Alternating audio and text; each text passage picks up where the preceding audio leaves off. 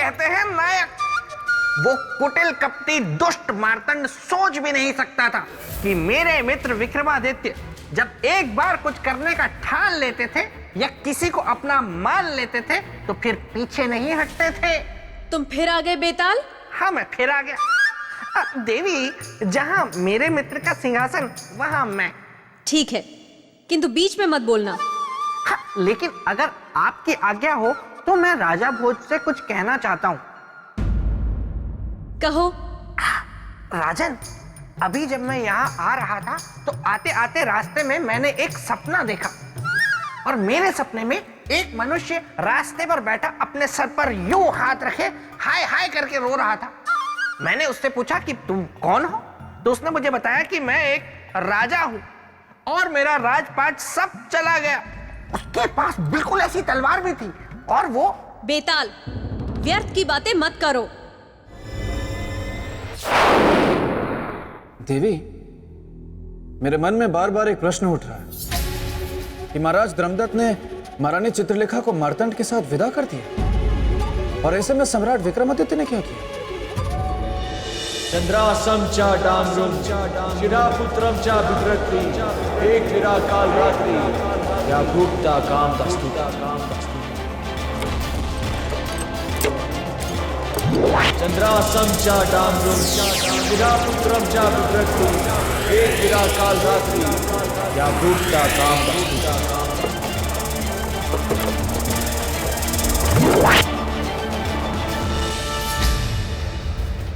क्या हुआ सारथी, रथ क्यों रोक दिया? रथ को रोका नहीं गया कुमार श्री, रथ स्वयं ही रुक गया है। घोड़ा आगे ही नहीं बढ़ रहा है। मैं देखता हूं कैसे आगे नहीं बढ़ता।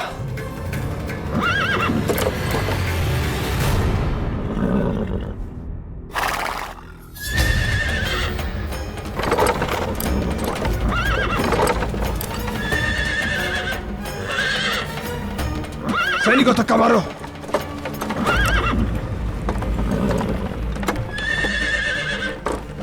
चंद्रासम च डामरुम एक विराकाल रात्रि क्या भूक्ता काम दास्तुता।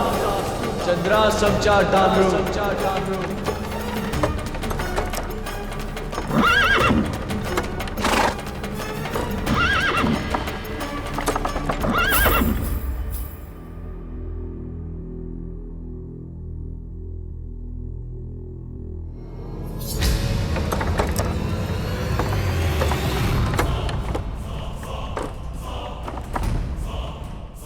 रथ नहीं चल रहा है, कोई बात नहीं।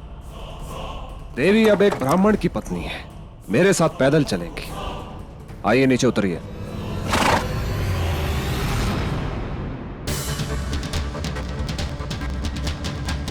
हमारा हाथ छोड़ो मार्तंड। चुपचाप चलिए मेरे साथ। आपका राजघराना बहुत पीछे छूट चुका है। छूटा सिर्फ राजघराना है, हमारे विश्वास की पतवार नहीं। सम्राट हमारे रोम रोम में बसे हैं और देखना, हमारा विश्वास है कि सम्राट हमारी रक्षा करने अवश्य आएंगे। चंद्रासम च डामरुम शिरापुत्रम च बिभ्रति एक विराकाल रात्रि क्या भूक्ता काम दास्तुता। अब छोड़िए हमारा हाथ, हमें कहीं नहीं जाना आपके साथ। देवी, विश्वास सदा वर्तमान पर करना चाहिए, अतीत या भविष्य पर नहीं। और वर्तमान में आप मेरी पत्नी हैं और मैं आपका पति। और एक पति का अर्थ होता है पत्नी के तन, मन, कामना, भावना सब पर संपूर्ण अधिकार। चलिए मेरे साथ। अब तुम हमें छू भी नहीं सकते। कौन रोकेगा मुझे? तुम्हारा विश्वास? चंद्रासम च डामरुम शिरापुत्रम च बिभ्रति एक विराकाल रात्रि क्या भूक्ता काम दस्तुता।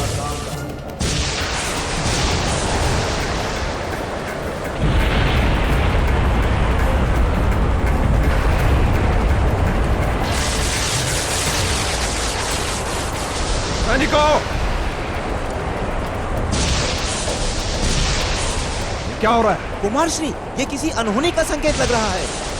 नहीं, ये कोई अनहोनी नहीं है, ये कोई अड़चन है। हमें रोकने की कोशिश है ये। मुझे पता लगाना होगा कौन है वो। देवी चित्रलेखा की रक्षा करना तो हम अभी आते हैं।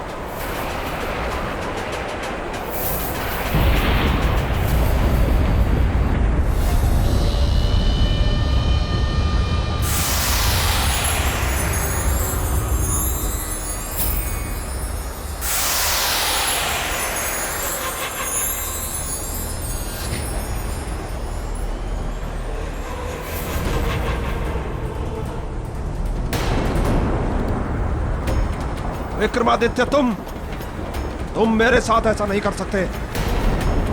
देवी चित्रलेखा मेरी पत्नी है। मत कहो हमें अपने मुख से पत्नी, क्योंकि पत्नी केवल हम उनकी हैं जो दूर रहकर भी हमारी रक्षा कर रहे हैं, जिन्हें हमारी भावनाओं और कुशलता की चिंता है। मार्तंड, यही है प्रेम, यही है आत्मा से आत्मा का मिलन, जो दूर रहकर भी कम नहीं होता। बस जा रहे हैं हम उनके पास।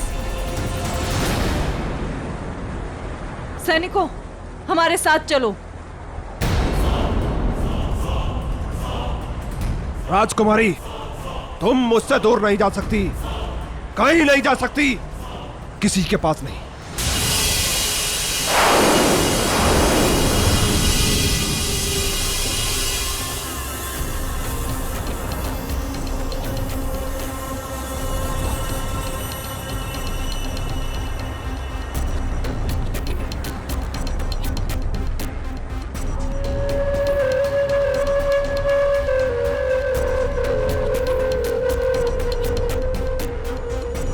विक्रमादित्य, तुमने मुझसे मेरी कामना छीनने की कोशिश की है ना?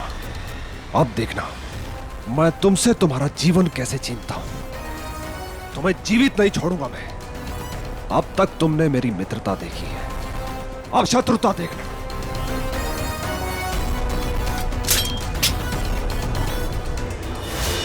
ईर्ष्या और जलन के भाव से भरा हुआ मार्तंड निकल पड़ा सम्राट से बदला लेने को।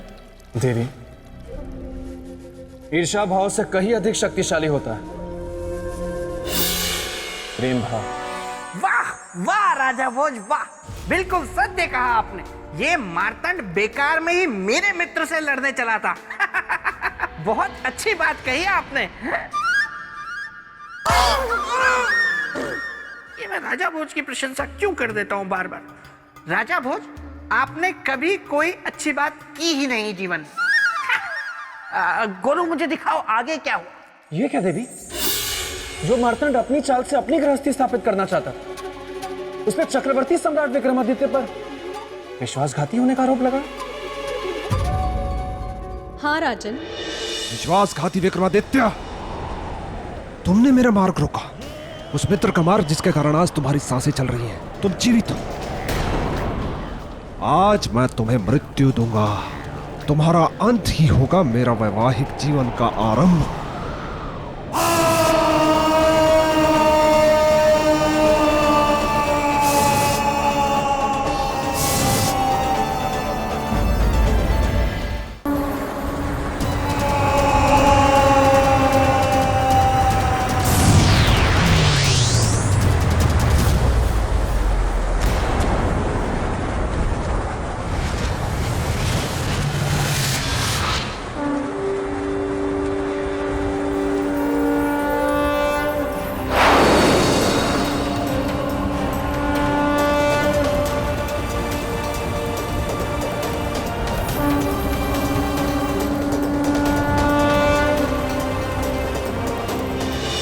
और फिर सम्राट विक्रमादित्य की योग शक्ति ने रौद्र रूप धारण कर लिया। निश्चित रूप से देवी, सम्राट विक्रमादित्य एक बहुत बड़े योगी थे। हाँ, मेरा मित्र महान था।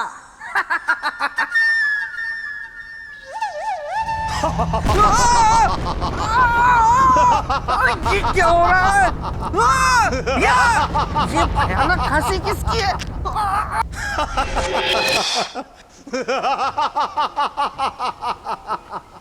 चलो बेताल, चलो कबड्डी खेलते हैं। चलो ना, कबड्डी खेलते हैं। अरे नहीं नहीं नहीं नहीं। अरे चलो ना, चलो। अरे नहीं नहीं नहीं नहीं। अरे चलो चलो चलो। अरे नहीं नहीं नहीं नहीं नहीं नहीं नहीं नहीं।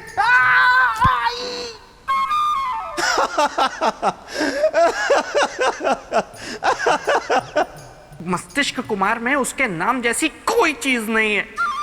मैंने उससे कहा था मैं किसी से भी सगाई कर लूंगा। उसने मेरी बात का अनुमान ये लगाया है, कबड्डी। तुमसे तो लाख गुना अच्छी वो थी। वो कौन? वो सौंदर्य लेखा जो दिखने में थी हूर और मेरे साथ उगाना चाहती थी प्रेम के अंगूर। फिर हम उसको सुखा के उसकी किशमिश बनाते। अच्छा,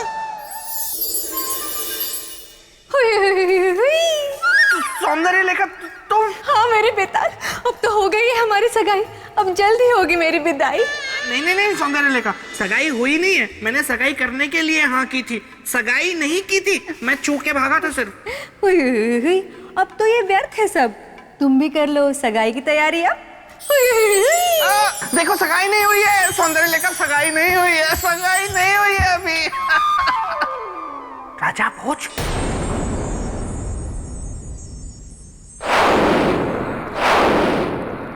फिर क्या हुआ देवी?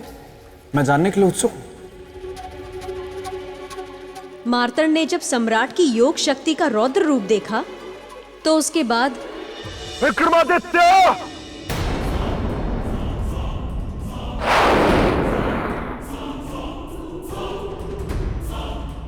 जो तुम कर रहे हो बिल्कुल उचित कर रहा हूं, धर्म संगत, क्योंकि अब तुम अधर्म के मार्ग पर चल रहे हो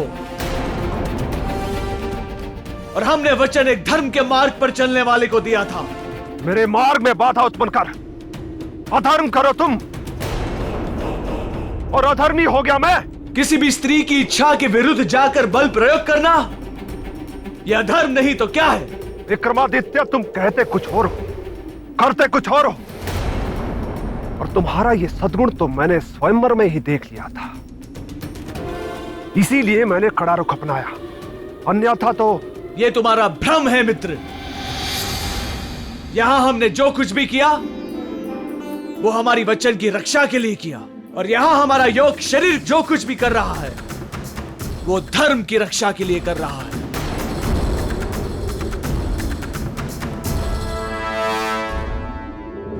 तो अब मैं तुम्हें और तुम्हारी आत्मा यानी योग शरीर दोनों का अंत करूंगा।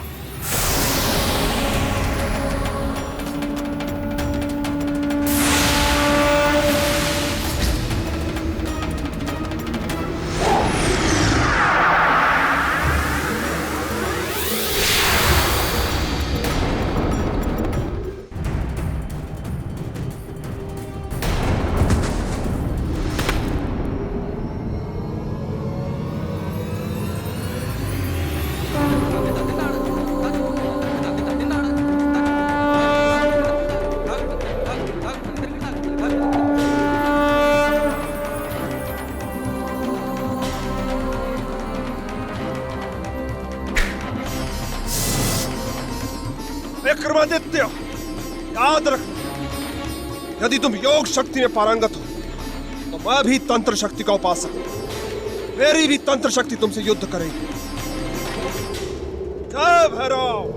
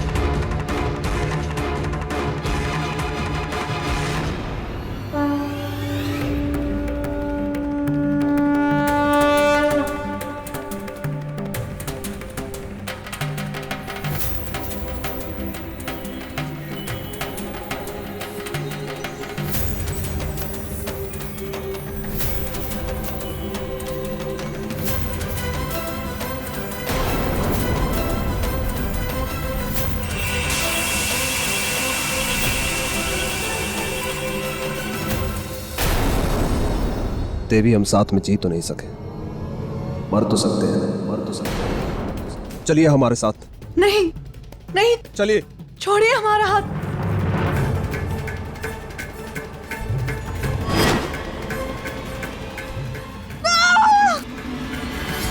सम्राट, हमारी रक्षा करो। कोई नहीं बचाएगा। सम्राट, सम्राट। दुर्भाग्य देखिए, मिलन भी होने जा रहा है, वो भी मृत्यु के आंगन में।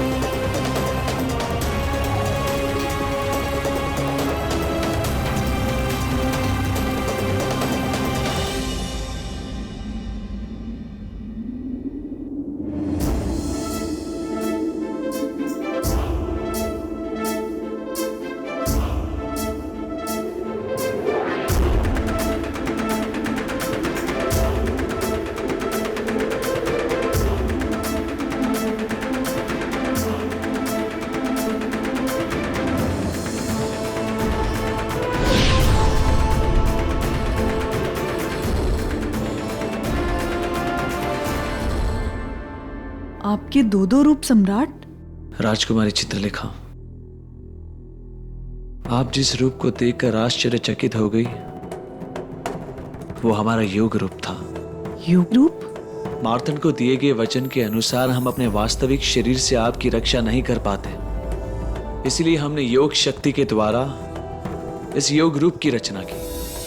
हमारी रक्षा करके आपने तो हमें अपना ऋणी बना लिया। वक्रतुंड महाकाय सूर्यकोटि समप्रभा निर्विघ्नं कुर्वे देव सर्वकार्येषु सर्वदा। वक्रतुंड महाकाय सूर्यकोटि समप्रभा निर्विघ्नं कुर्वे देव सर्वकार्येषु सर्वदा।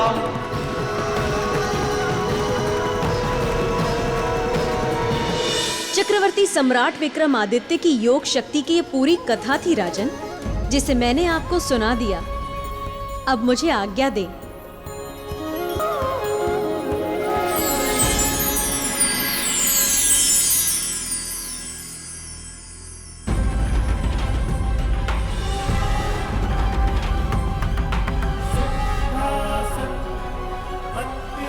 एक सीढ़ी, दो सीढ़ी, तीन सीढ़ी, सीढ़ी दर सीढ़ी चढ़ते जा रहे हैं राजा भोज। कद्दू में तीर नहीं, बल्कि तीर में कद्दू मार रहे हैं। और मैं क्या कर रहा हूँ, क्या कर रहा हूँ मैं? कभी खरगोश बना दिया जाता हूँ, कभी तोता बना दिया जाता हूँ, कभी मुंह कर दिया जाता हूँ, और कभी उड़न छू कर दिया जाता हूँ।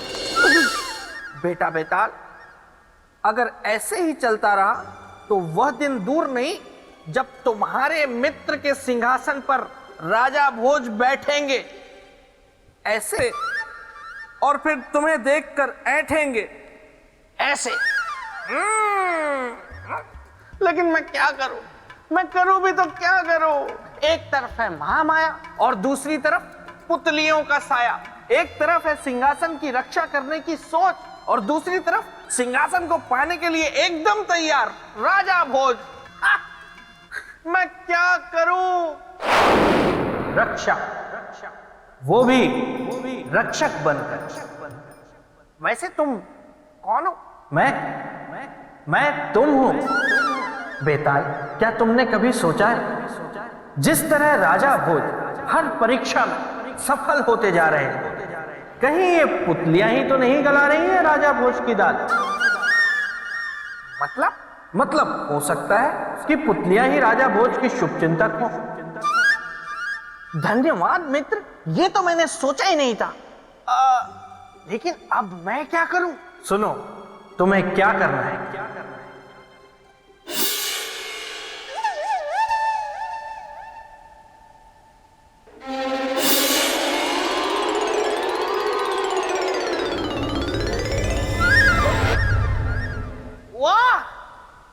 ये तो कमाल की युक्ति है।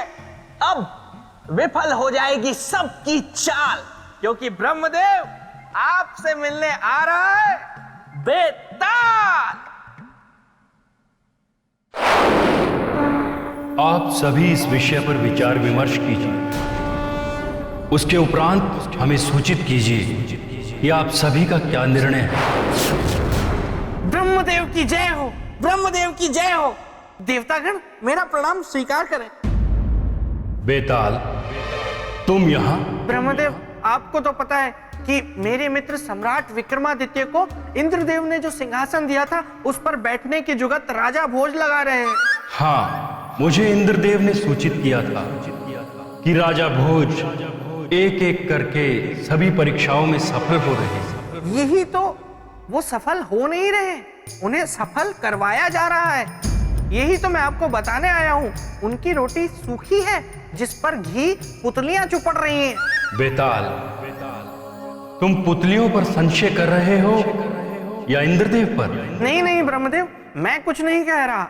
मैं तो सिर्फ इतना कह रहा हूँ कि आपको तो पता है कि सम्राट विक्रमादित्य से मेरा कितना भावात्मक जुड़ाव रहा है, और आपको हमारी मित्रता के बारे में भी ज्ञात है। तो ब्रह्मदेव, उनके सिंहासन की रक्षा का अधिकार मुझे मिलना चाहिए ना, और अगर किसी की परीक्षा लेनी है तो उसका अधिकार भी मुझे ही मिलना चाहिए, है ना? बेताल, ये संभव नहीं है। नहीं ब्रह्मदेव, ऐसा मत कहिए। आप जब तक मुझे ये अधिकार नहीं देंगे मैं यहां से जाने वाला नहीं हूं। आपको मेरी और विक्रमादित्य की मित्रता का वास्ता, यही है एक रास्ता। ठीक है बेताल, यदि यही तुम्हारा हठ है तो आज से उस सिंहासन की रक्षा तुम करोगे। राजा भोज की परीक्षा भी तुम लोगे। तुम्हारे और राजा भोज के बीच में ना तो महामाया आएगी और ना ही कोई पुतली। किंतु स्मरण रहे, जब जब तुम पथभ्रष्ट होगे तब तब तुम्हारे साथ कुछ ऐसा घटित होगा जो तुम सोच भी नहीं सकते। तैयार हो जाओ अपने नए दायित्व के लिए।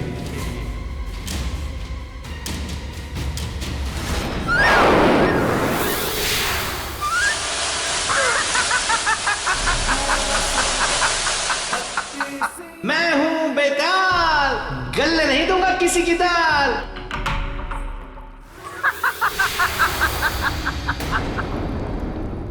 क्या हुआ राजा भोज, उड़ गए तोते? अब तक तो आपने अपनी बहुत दाल गला ली। दाल तो क्या, चावल भी गला ली। लेकिन अब नहीं, क्योंकि यहां से आपकी सारी परीक्षाएं लूंगा मैं, यानी बेताल। क्या श्रीमान बेताल, परीक्षाएं आप लेंगे तो फिर पुतलियां क्या करेंगी? अब ना तो पुतलियां आएंगी और ना देवी महामाया। अब सिर्फ आप हैं, मैं हूं और ये सिंहासन है। आप सिंहासन पे बैठे बिना मानेंगे नहीं, और मैं आपको सिंहासन पर बैठने दूंगा नहीं। तो अब देखते हैं कि कौन है किस पर भारी और किसने बाजी मारी। ठीक है श्रीमान बेताल, मैं हर परीक्षा के लिए तैयार।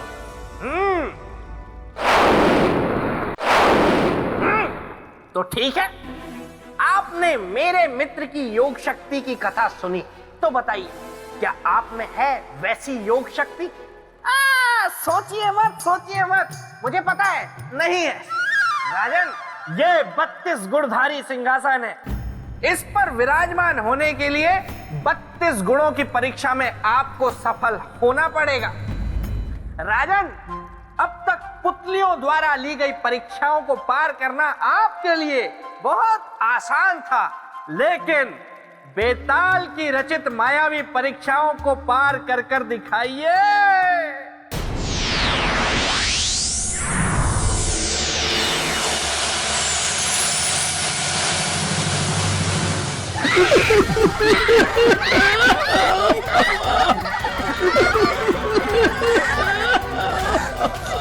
कोई है? कोई है? है अजनबी, वहीं रुक जाओ, एक भी कदम आगे मत बढ़ाना। इधर आओ, आगे मत जाना। आप लोग यहाँ क्यों छुपे बैठे हैं? हमारे पीछे काल पड़ा हुआ है, इसीलिए। काल? ये क्या कह रहे हैं आप? हाँ, सच में। कौन है वो? कैसा है वो? बहुत भयानक, बहुत ही भयानक। वो हमेशा अपने पास गड़ासा रखता है, बिल्कुल परशुराम जैसा। बहुत शक्तिशाली है वो, चमत्कारी शक्तियां हैं उसके पास।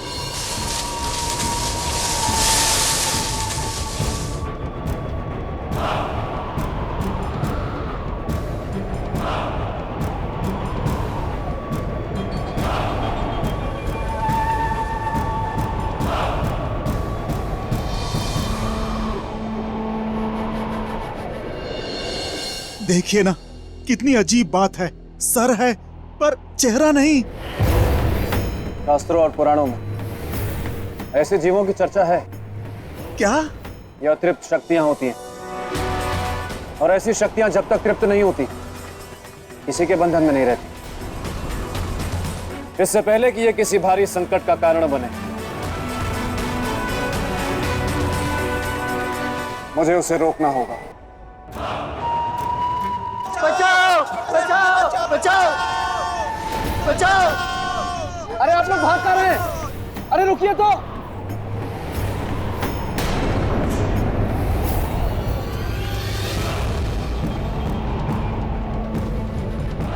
ये कारण है इनके भागने का, इसे रोकना होगा।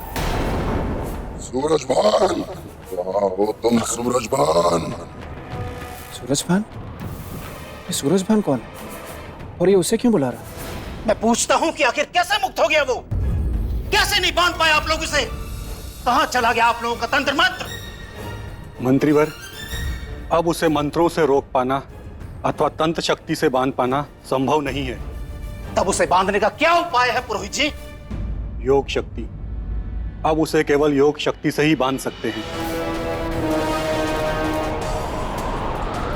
रुक जाओ, रुक जाओ, रुक जाओ, रुक जाओ, रुक जाओ।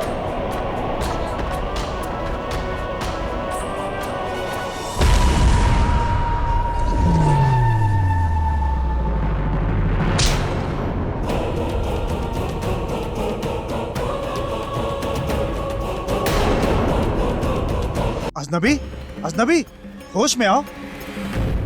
समझ में नहीं आ रहा कि मैं किस शक्तिशाली योग शक्तिवान दिव्य पुरुष को बुलाऊं जो उसकी आत्मा को बांध सके।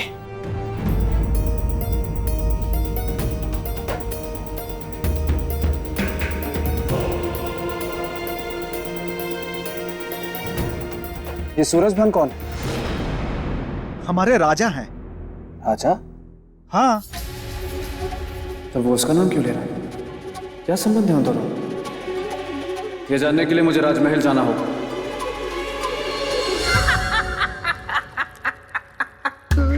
मेरे मित्र के सिंहासन को पाना मुश्किल ही नहीं, असंभव है। पर कहीं राजा भोज अपनी परीक्षा में सफल तो नहीं हो रहे? जाकर देखता हूं। महाराज सूरजभान, महाराज सूरजभान कहाँ हैं आप? महाराज सूरजभान, महाराज सूरजभान, महाराज सूरजभान कहाँ? कौन हो तुम आगंतुक, और यहाँ किस लिए आए हो? मैं महाराज सूरजभान से मिलना चाहता हूँ। नहीं मिल सकते। क्यों नहीं मिल सकता? प्रश्न मत पूछो, मिलने का कारण बताओ। उनसे मिलने का कारण है कि मैं उन्हें मिलकर बताना चाहता हूँ कि एक विनाशकारी शक्ति के कारण उनकी प्रजा संकट में है। उनसे पूछना है कि उस विनाशकारी शक्ति को रोके कैसे। क्या तुम सचमुच उसे रोकना चाहते हो? नहीं तो मैं यहाँ क्यों आता मंत्री जी? जब इतना नेक उद्देश्य है तुम्हारा, तो मैं तुम्हें उनसे अवश्य मिलवाऊंगा। आओ मेरे साथ।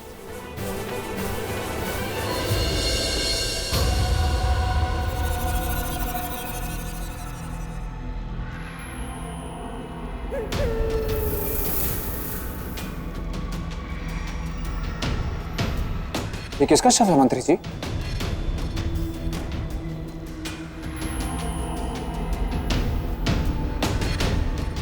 महाराज सूरजभान का। महाराज सूरजभान मर गए? कैसे और कब मंत्री जी? 2 दिन पहले। पर वो शक्ति तो इनका नाम ले रही थी। ऐसा क्यों मंत्री जी? बहुत गहरा संबंध है।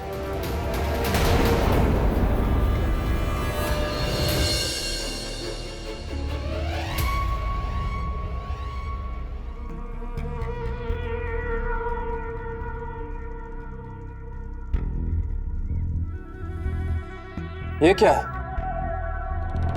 आप मुझे क्या दिखाने लाए? ये मटकी।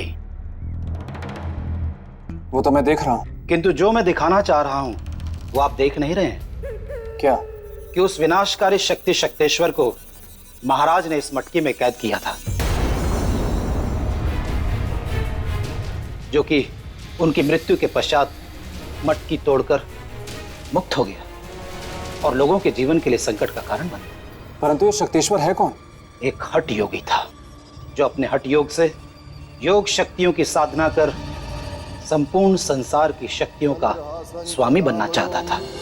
पत्रम च बिभ्रति एक वीरा काल रात्रि सह भक्त कामुदा स्तुति।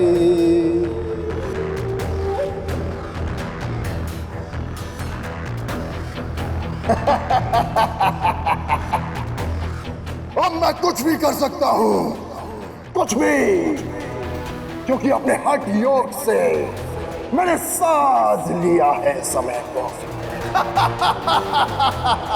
मैं सर्वशक्तिमान हूं, सर्वशक्तिमान शक्तेश्वर। नमन करो संसार, नमन करो अपने इस नए विधाता को, नमन करो। उसे अपनी शक्ति पर अभिमान हो गया, स्वयं को वो ईश्वर कहलाने लगा। और जब लोगों ने उसके इस संदेश को नकार दिया तो विचलित हो गया। उसने अपनी शक्तियों से लोगों का विनाश करना शुरू कर दिया। वैसे अगर आज मेरे मित्र विक्रमादित्य होते तो इस शक्तेश्वर को छठी का दूध याद दिला देते। वैसे ये मंत्री अच्छा है, और डराओ राजा भोज को ताकि ये दुम दबाकर भाग जाए। मरता क्या ना करता, लोगों ने विवश होकर उसे अपना ईश्वर मान लिया। एक मनुष्य को ईश्वर? यह तो अनर्थ था। और यहीं से दुर्भाग्य शुरू हो गया। लोगों के उसे ईश्वर मानते ही धर्म का नाश होना शुरू हो गया और अधर्म एवं पाप का विकास। राज्य की दुर्दशा देख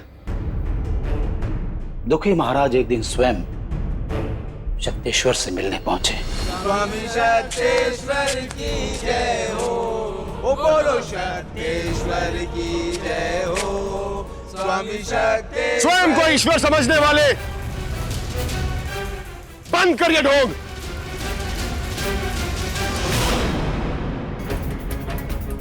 महाराजा सूरजभान,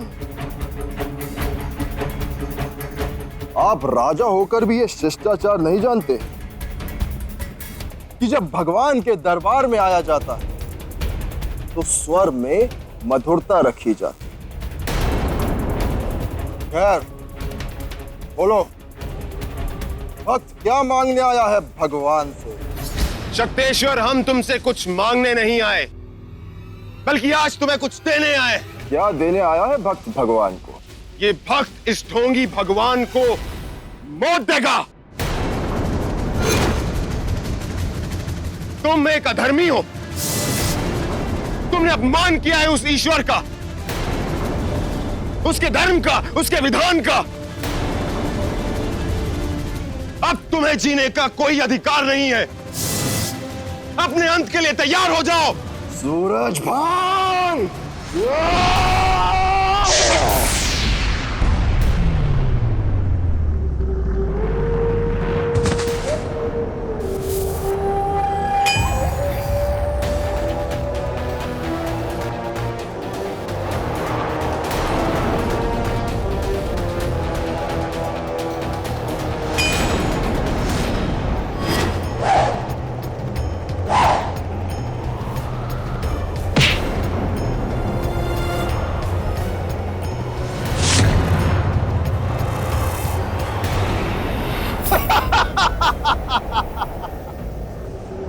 भक्तजनों, आज तुम्हारे ईश्वर ने एक पापी का अंत कर दिया। कहाँ हो तुम लोग? अपने ईश्वर के सामने आओ।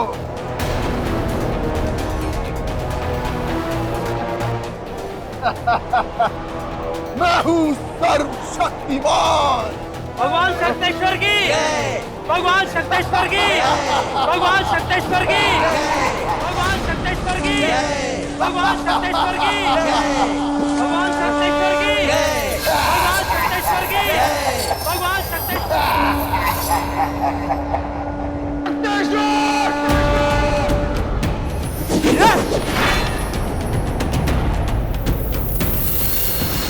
और इस प्रकार महाराज ने शक्तेश्वर का अंत कर दिया और एक अनुष्ठान कर उसकी आत्मा को बंद कर इस मटकी में टांग दिया यहां पर, ताकि मरने वाले की आत्मा मुक्त रहकर लोगों का बुरा ना कर सके। परंतु दुर्भाग्यवश महाराज की मृत्यु हो गई और वो दुष्ट शक्तेश्वर मटकी से फिर मुक्त हो गया। क्या ऐसी शक्ति को राजा भोज रोक पाएंगे? अच्छा ही है, ये मेरी परीक्षा में हो जाएंगे असफल और सिंहासन का भूत इनके सर से उतर जाएगा। तो मंत्री जी, अब उसे रोकने का केवल एक ही उपाय है। क्या आगंतुक? कि फिर से वही अनुष्ठान किया जाए जो महाराज सूरजभान ने किया था और उसे इस मटकी में बंद किया था। क्या बता सकते हैं कि महाराज ने कौन सा अनुष्ठान किया था? योग बंधन अनुष्ठान। योग बंधन अनुष्ठान। तो हम वही अनुष्ठान करेंगे। किंतु ये अनुष्ठान तो बहुत ही खतरनाक है। इसमें शक्तेश्वर तुम्हारी हत्या भी कर सकता है। अब आया ऊंट पहाड़ के नीचे। क्या राजा भोज इतना बड़ा खतरा उठाएंगे? ये मुंह और मसूर की दाल। यदि मेरी हत्या से प्रजा की भलाई होती है तो मुझे अपनी हत्या स्वीकार है। आप अनुष्ठान की तैयारी कीजिए।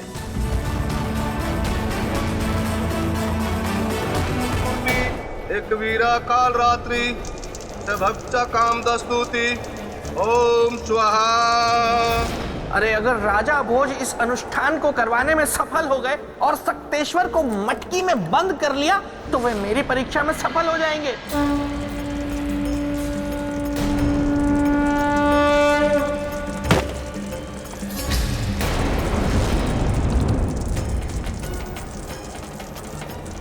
अब शकुन, इसे बंधन में बांधना असंभव है। संसार में कुछ भी असंभव नहीं। सच्चे मन से किया गया प्रयास कभी विफल नहीं होता। आप बस यज्ञ करिए, रुकिए मत। हम अपने उद्देश्य में अवश्य सफल होंगे।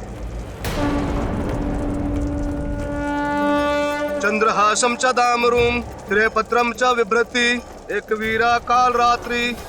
शक्तेश्वर अभी तक प्रकट क्यों नहीं?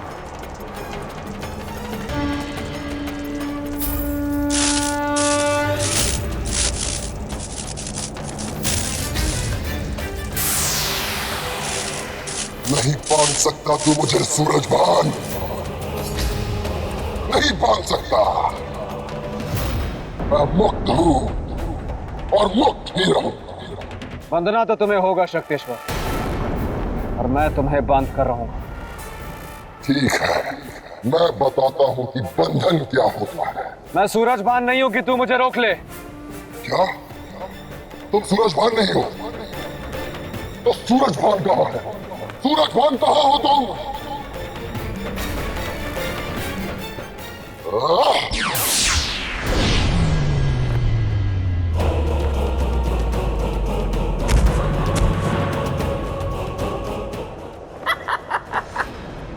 शक्तेश्वर भी बेहद शक्तिशाली है। वो इतनी आसानी से काबू में आने वाला नहीं है। शक्तेश्वर को बांधने के लिए मुझे कुछ उपाय सोचना होगा।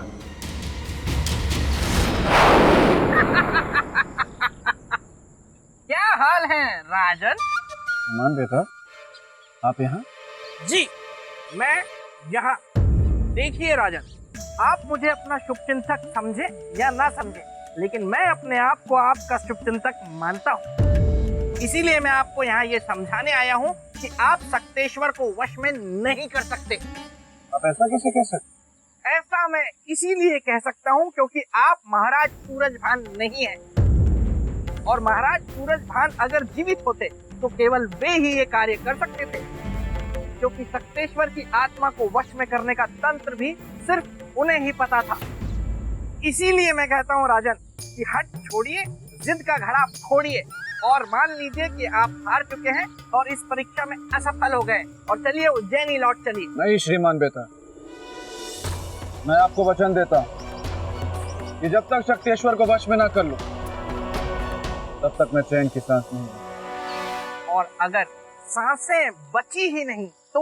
ऐसा तो हो ही नहीं सकता, तो मैं अपने लक्ष्य तक न पहुंच और मेरी सांसें मेरे साथ छोड़।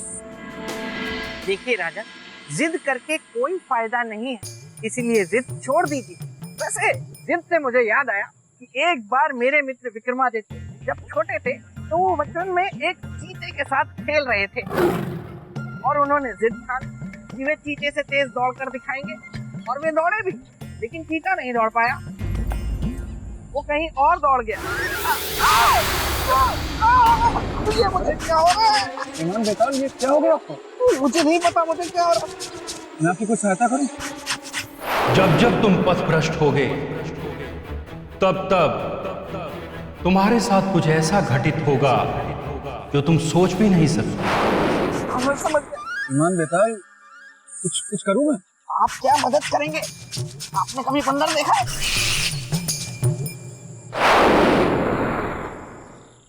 बेताल तो कह रहा था कि महाराज सूरजभान ही सक्तेश्वर को बांध सकते हैं। पर यह कैसे संभव है कि महाराज नहीं है तो यह कार्य होगा ही नहीं? मेरा मन कहता है कि होगा, पर कैसे? मिल गया मुझे मार्ग। यदि मैं भी सम्राट विक्रमादित्य के समान अपनी अंतरात्मा को महाराज सूरजभान के शरीर में स्थापित कर दूं, तो यह कार्य हो जाएगा। यही उपाय है सक्तेश्वर को बंदी बनाने का। मैं यही करूंगा।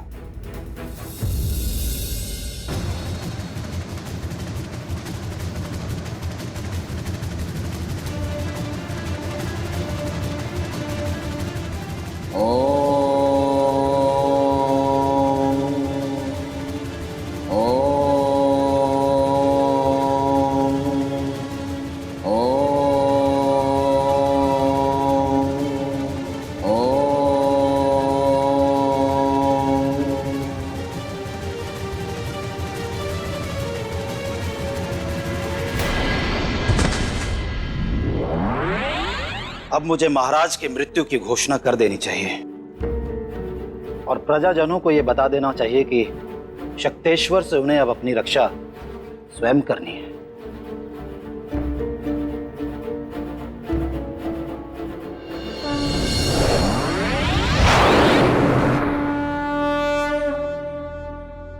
मंत्री जी,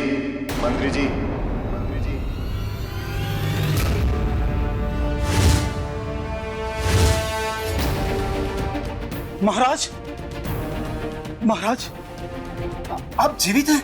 मंत्री जी, धर्म का कभी अंत नहीं होता। मेरे पुनर्जीवित होने का कारण उस पापी शक्तेश्वर का अंत है।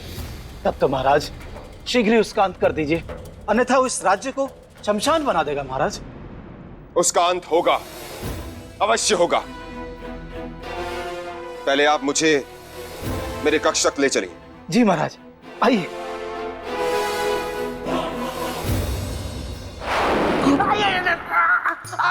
मुझे बचाओ, इस खुजली से कोई मुझे बचाओ। यहाँ तो कांटा है। मेरा गोलू यहाँ होता तो कोई ना कोई रास्ता जरूर दिखा देता। गोलू,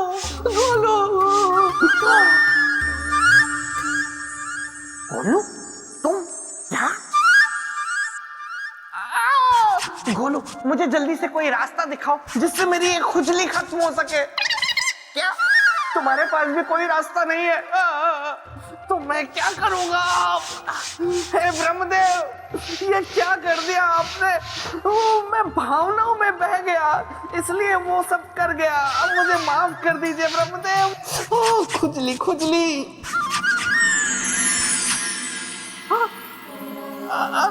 ब्रह्मदेव की जय हो। गोलू, जल्दी से मुझे दिखाओ कि राजा भोज कहाँ है, कहीं वो परीक्षा में सफल ना हो जाए। इस व्यक्ति की नाड़ी रुक चुकी है, जीवन समाप्त है। परंतु ये है कौन? देखने से तो लगता है कोई राजपुरुष है। कोई भी हो, गति तो सबकी समान होनी है। बिल्कुल सत्य। तो आओ हम सब मिलकर इनका अंतिम संस्कार करें। ये लोग तो राजा भोज के शरीर को मृत समझकर इसका अंतिम संस्कार करने की बात कर रहे हैं।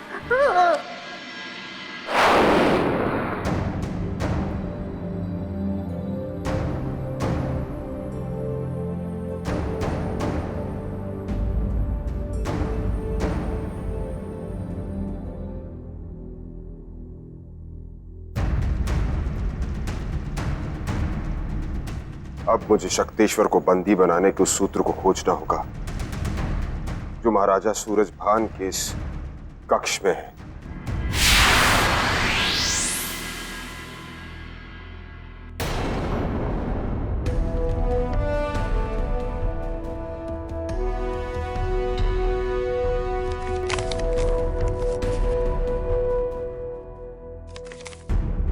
यही है वो मंत्र जिसका अनुष्ठान करके महाराज ने शक्तेश्वर को बंदी बनाया होगा। मिल गया मुझे उपाय।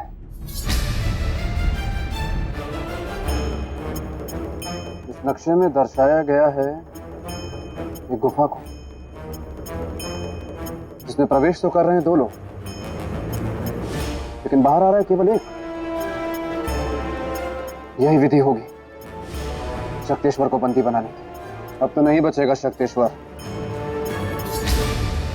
नहीं बचेगा।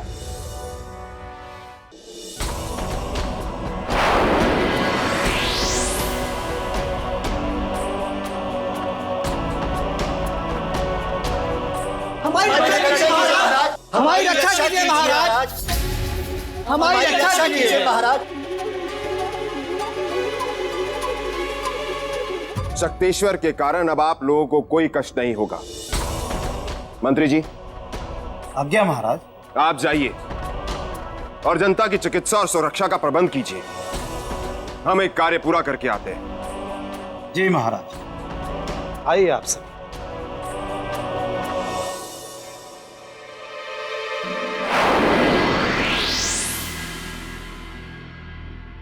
ये क्या हो रहा है मुझे, और क्यों हो रहा है?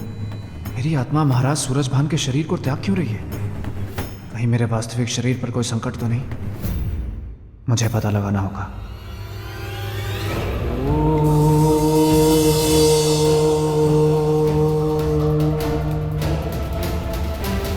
हमने आसपास के गांव में भी पता कर लिया है, कोई भी नहीं जानता इस राजपुरुष को। मेरे विचार से, वैदिक रीति से इसका अंतिम संस्कार अब शीघ्र ही कर दिया जाना चाहिए। ये ऋषिगण तो मेरे शरीर का अंतिम संस्कार करने जा रहे हैं। मुझे रोकना होगा उन्हें, अन्यथा मैं कभी अपने जीवन में वापस नहीं लौट पाऊंगा। और अपनी प्रजा एवं पत्नी को जो मैंने लौटने का वचन दिया है वो अधूरा रह जाएगा। इसलिए मुझे उनकी रक्षा के लिए जीवित रहना ही होगा।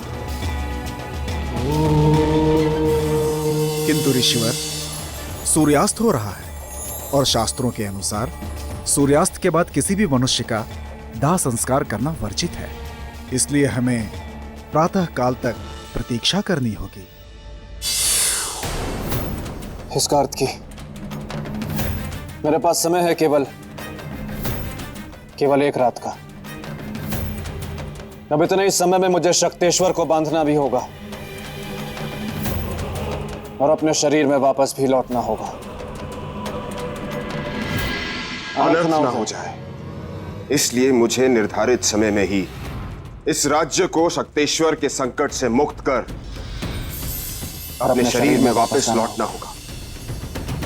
चंद्रासंच दामरो शिरः पत्रम च विभूति एक वीरा काल रात्रि सह भक्त चह कामदास्तुति।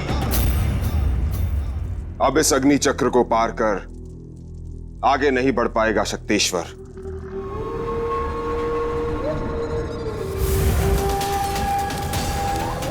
सूरज भाई, मैं जानता हूं कि मुझे रोकने वाले तुम ही हो, किंतु अब तुम मुझे कभी नहीं रोक पाओगे, क्योंकि आज मैं तुम्हारा अंत कर दूंगा और तुम्हारे बंधन से सदा के लिए मुक्त हो जाऊंगा, सदा के लिए।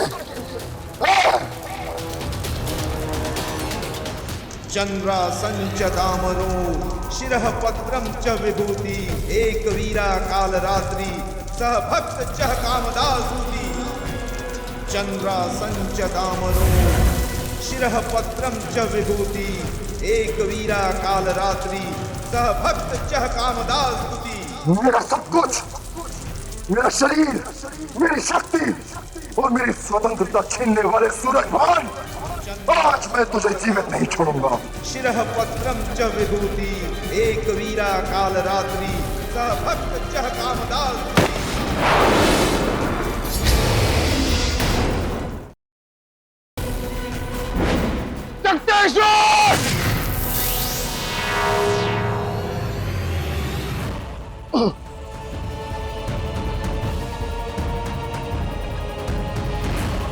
मुझे मुक्त कर अपने बंधन से सूरजभान, मुझे मुक्त कर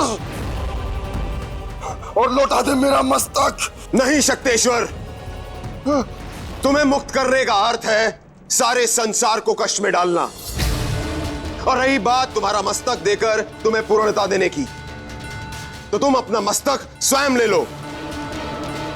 इस कलश में है तुम्हारा मस्तक, पर एक शर्त है। कैसी शर्त? इस कलश को तुमने मुझसे पहले ले लिया तो तुम मुक्त, लेकिन यदि अगर इस कलश को मैंने तुमसे पहले ले लिया तो तुम हमेशा के लिए मेरे बंदी। बोलो मंजूर है? मंजूर है। तो ठीक है।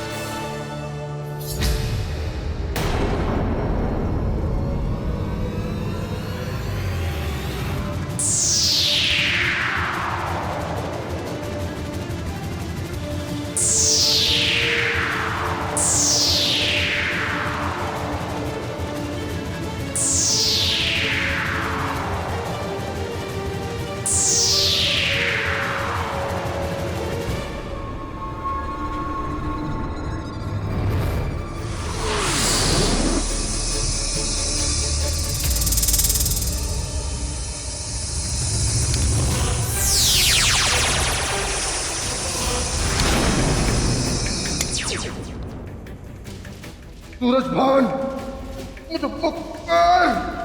ये छल है, छल है ये।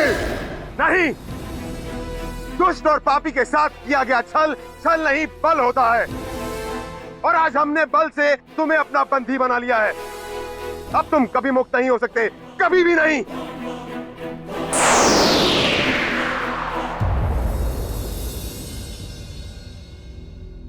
भोर होने वाली है।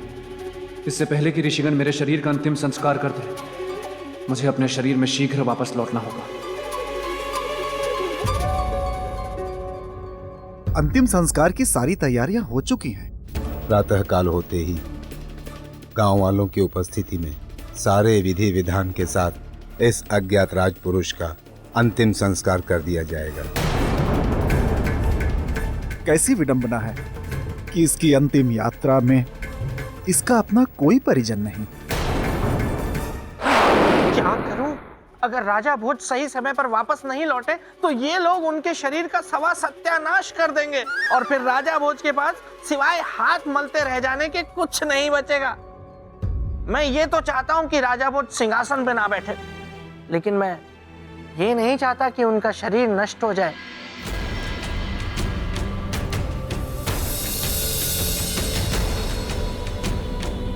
इस कक्ष से शक्तेश्वर की आत्मा कभी मुक्त नहीं हो पाएगी महाराज, क्योंकि यह कक्ष योग मंत्र से सिद्ध किया हुआ कक्ष है। महाराज, अब आप इस कलश को इस स्थान पर स्थापित कर दें।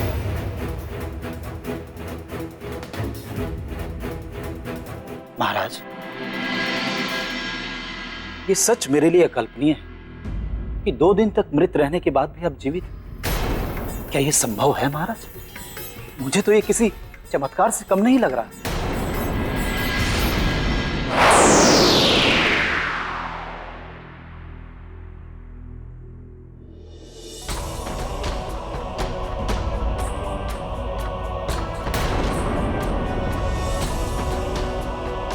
ना ही ये कोई चमत्कार है, ना ही ये कोई माया। ये तो बस महाकाल का आशीर्वाद ही है कि मैं अपनी योग शक्ति के द्वारा अपनी आत्मा को महाराज के शरीर में प्रवेश करा के उन्हें जीवित कर पाया। लेकिन आपने ऐसा किया क्यों? विनाशकारी शक्तेश्वर के उत्पात को रोकना। नहीं आप राजन, जो प्रजा की भलाई के लिए आपने अपने जीवन को दांव पर लगा दिया। मंत्री जी, अब मुझे आज्ञा दीजिए। नहीं, मैं आपको जाने नहीं दूंगा। ये आप क्या कह रहे हैं मंत्री जी? मेरा वहां जाना अत्यंत आवश्यक है। यदि मैं वहां वापस नहीं गया तो जीवित नहीं बचूंगा। मेरा शरीर पंच तत्वों में विलीन हो जाएगा। महाराज, है कहीं आपके जाने के बाद और महाराज के पार्थिव शरीर के पंच तत्व में मिलने के बाद यदि शक्तेश्वर मुक्त हो गया तो, और यदि वो मुक्त हो गया तो फिर से वही हाहाकार मच जाएगा पूरे राज्य में। महाराज, प्रजा की भलाई के लिए आपको यहीं रुकना होगा, महाराज के शरीर में। ये तो आपने मुझे बहुत बड़ी समस्या के भंवर में डाल दिया। यदि मैं जाता हूं तो शक्तेश्वर फिर से मुक्त हो जाएगा। यदि मैं रुकता हूं तो मेरा अंत हो जाएगा। कोई ऐसा मार्ग निकालिए जिससे किसी का भी अहित ना हो।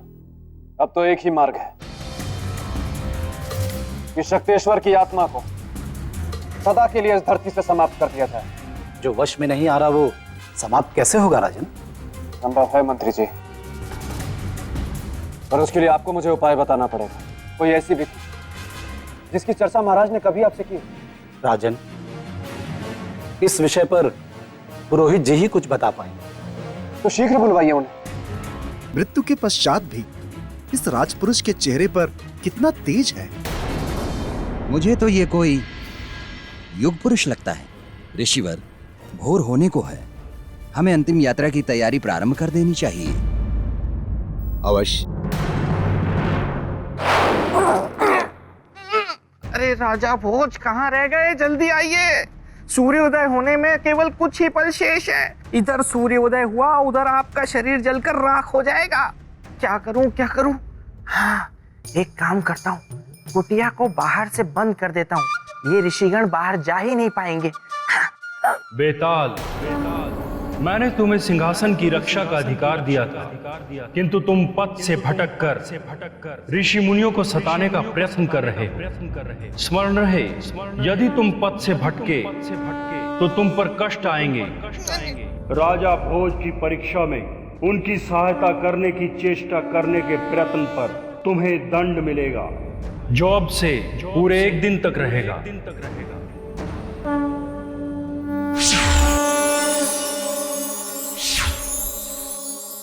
अब क्या किया इन्होंने? हैं? मेरी आवाज, ब्रह्मदेव, मेरी आवाज को क्या बना दिया? महाराज, मृत आत्माओं से मुक्ति पाने का एक ही मार्ग है, पिंडदान, क्योंकि इससे उन्हें पितृलोक में स्थान प्राप्त हो जाता है। किंतु शक्तेश्वर के विषय में यह विधि उपयोगी नहीं है। क्यों पुरोहित जी? क्योंकि पिंडदान से उस आत्मा की मुक्ति और तृप्ति होती है जिसकी मृत्यु आयु के पूरे होने के बाद होती है, किंतु शक्तेश्वर की मृत्यु अकाल मृत्यु है।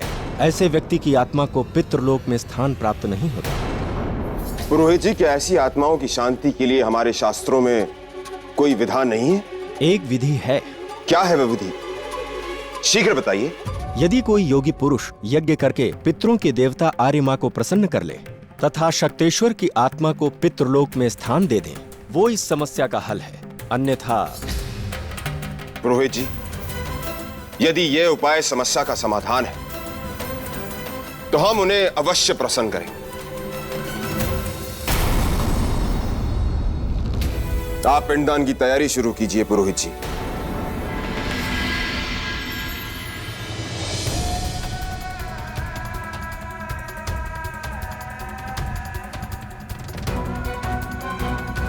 अब हमें शमशान भूमि के लिए प्रस्थान करना चाहिए। ओम कल्लवाडलम पितृ संतानम, ओम चतुर्दर्शानम, ओम भू पितृ संतानम, ओम भुआ पितृ संतानम। जल अर्पित कीजिए महाराज।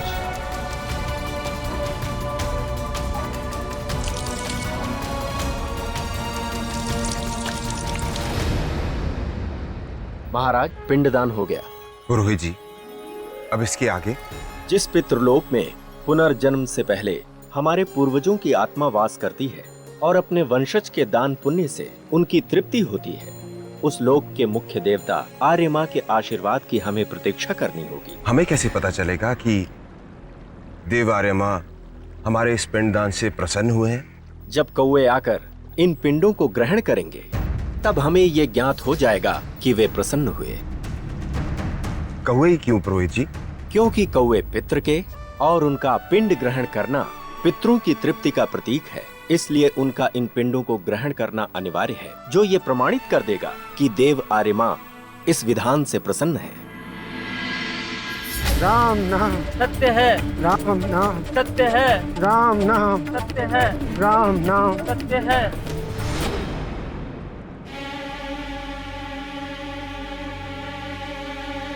पुरोहित जी, इतना समय बीत गया, अभी तक इन पिंडों को ग्रहण करने के लिए पितृ रूपी कौवा आया क्यों नहीं? उन्हें बुलाना होगा। पुरोहित जी, हम कौवों को कैसे बुलाएंगे? हमें उनकी ध्वनि में उन्हें बुलाना होगा। क्या ऐसा करने से वे आ जाएंगे? आशा है। तो ठीक है।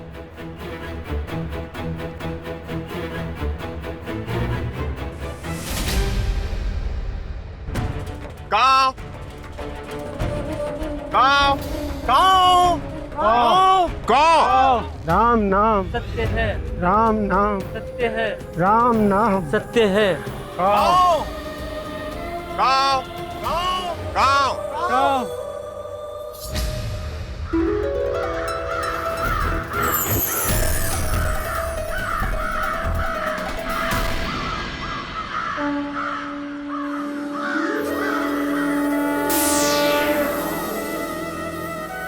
राजन, हम आपसे अति प्रसन्न हुए। बताइए, हम आपके लिए क्या कर सकते हैं?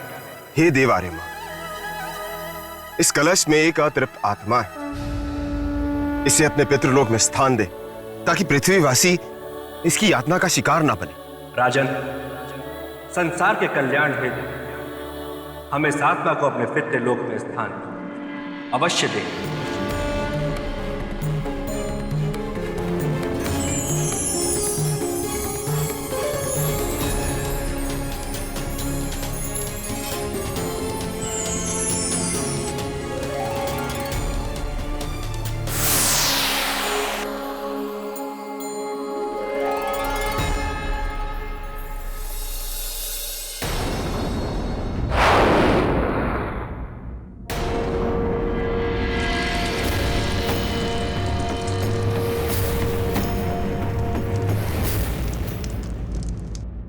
ये क्या अनर्थ होने जा रहा है? अगर राजा भोज का शरीर जल गया तो फिर उनकी आत्मा भटकती रहेगी और आत्मा शरीर से ज्यादा बलवान होती है। और फिर अगर कहीं वो जाकर मेरे मित्र के सिंहासन पर पालती मार कर बैठ गई तो मैं क्या करूँगा? राजा भोज, जल्दी आइए, अरे मरने से पहले आ जाइए।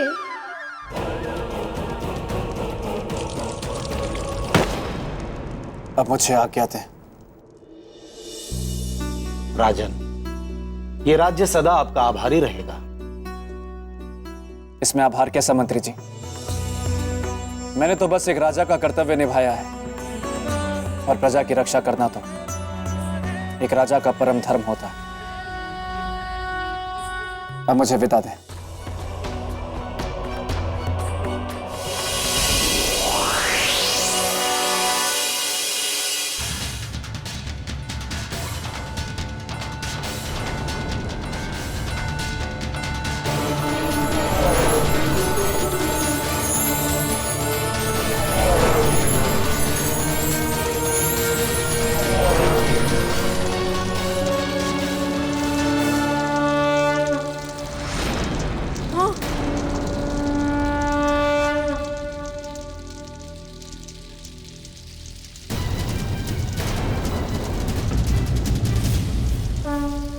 ऋषिवर,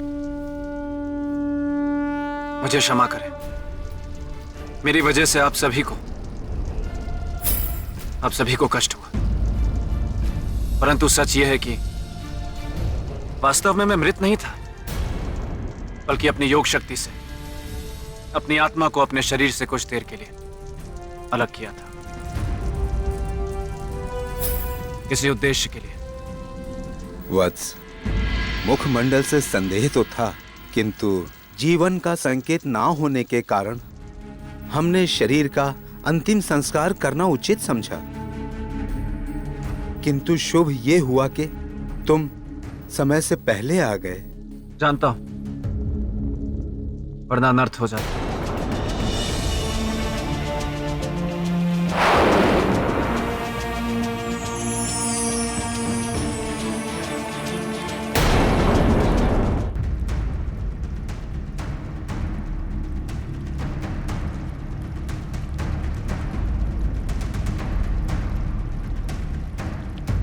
कैसे है राजन?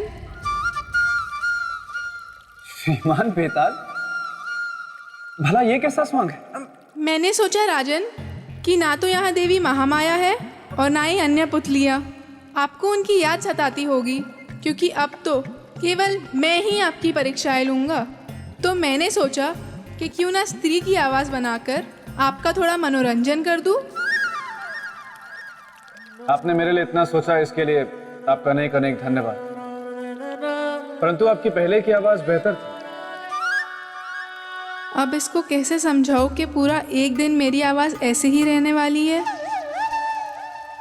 राजन, आप ये बताइए कि श्रीमान बेताल, रुकावट के लिए मैं आपसे क्षमा चाहता हूँ, किंतु मैं आपसे ये पूछना चाहता हूँ कि मैं योग शक्ति की परीक्षा में सफल हुआ या असफल?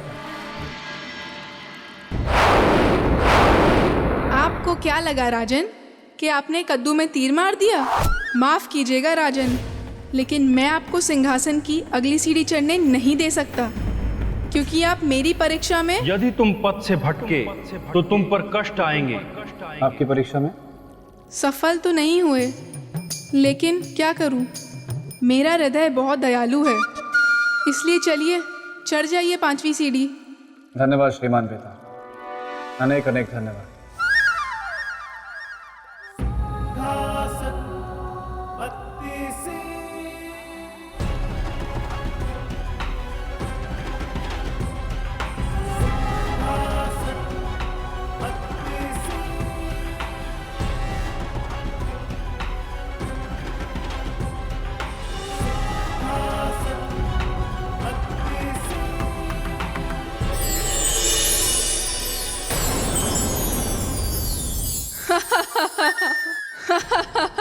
राजन, आपको क्या लगा कि आप फुर्र से सारी सीढ़ियां चढ़ जाएंगे और सिंहासन की तरफ बढ़ जाएंगे?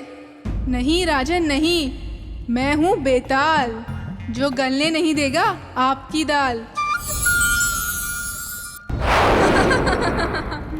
अगर आपको सिंहासन की तरफ बढ़ना है तो पहले आपको परोपकार की परीक्षा देनी पड़ेगी। परोपकार की परीक्षा? परंतु त्याग की परीक्षा तो मैं दे चुका, फिर ये परोपकार की परीक्षा क्या? राजन, या तो आप भोले हैं या भोलेपन का नाटक करते हैं। इतने ज्ञानी बनते हैं, आपको इतना भी नहीं पता कि त्याग स्वयं के लिए किया जाता है, लेकिन परोपकार केवल दूसरों के लिए ही किया जाता है। दोनों में बड़ा अंतर है, वैसा ही अंतर जैसा मेरे मित्र विक्रमादित्य में और आप में। एक राई और दूसरा पर्वत, एक साधारण पानी और दूसरा शरबत। चलिए इसी बात पर मैं आपको मेरे मित्र के परोपकार की कथा सुनाता हूँ। अवश्य। तो हुआ यूँ राजन कि एक बार रात के समय मेरे मित्र अपने राजमहल में टहल रहे थे।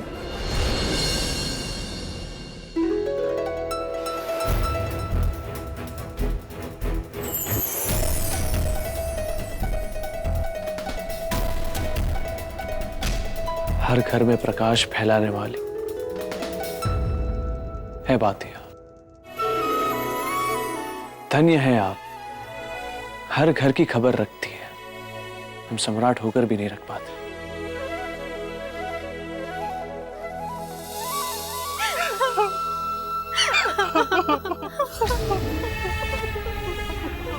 ठीक है, ये तो बात यहाँ रो क्यों रही? क्या दुख है इन्हें? इस घर की है ये बात है। लगता है जिस घर की है उस पे या तो कोई विपत्ति है या फिर कोई विपदा आने वाली है। हमें पता लगाना होगा कि ये रो क्यों रही है।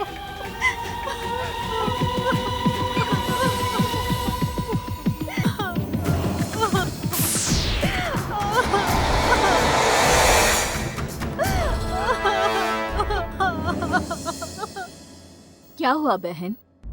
मेरा दुख ये है कि जिस घर में मैं जलती हूँ, कल से उस घर में जलाने वाला कोई नहीं रहेगा। क्यों बहन? क्योंकि मेरे घर में केवल 2 जन हैं, एक अंधी माँ और उनका इकलौता बेटा, बस। 2 जन तो है, फिर क्यों रोती हो? क्योंकि कल से 2 जन नहीं रहेंगे, कल उसके बेटे की मृत्यु हो जाएगी। और बहन, मेरा दुख ये है कि मेरे राजा ने बिना कारण जाने उस घर के बेटे को मारने का आदेश दिया है।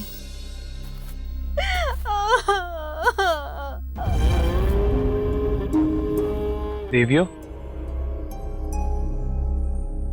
प्रणाम सम्राट। प्रणाम। आप यहाँ हमारे पास? आप ही की बातें सुनकर यहाँ आ रहे हैं। क्या आप हमें बता सकती है कि वो युवक कौन है जिसकी मृत्यु होने वाली है, और कौन है जो उसे मृत्यु दे रहा है? आप जानकर क्या करेंगे सम्राट? गरीबों पे सदा अमीरों का अत्याचार और अन्याय होता रहा है। कल मरने वाला गरीब अभागा युवक, जिसके भाग्य के साथ मेरा भाग्य भी जुड़ा हुआ है, कल उधर वो समाप्त होगा और इधर मैं समाप्त हो जाऊंगी, और अपने घर में मैं कभी नहीं जलूंगी। पर मैं तो जलूंगी और रोशनी भी फैलाऊंगी, किंतु उस दुख के साथ कि जिस राज्य में मैं जल रही हूँ, उस राजा ने एक निर्दोष की हत्या कर कर अन्याय किया है। हम वचन देते हैं कि ये अन्याय नहीं होने देंगे हम। कृपया आप हमें उस युवक का नाम बता दीजिए जिसकी मृत्यु होने वाली है, और उस राजा का नाम जो ये अन्याय करने जा रहा है। उस युवक का नाम है नामदेव, और वो राजा है भद्रपुर के राजा रुद्र प्रताप।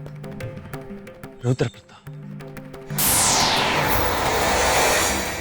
देवियों, परंतु हमें यह तो बताए कि क्षमा करें सम्राट, हम इससे अधिक आपको कुछ नहीं बता सकते। इसका मतलब है कि आगे की विस्तृत जानकारी हमें वारामिहिर जी ही दे सकते हैं।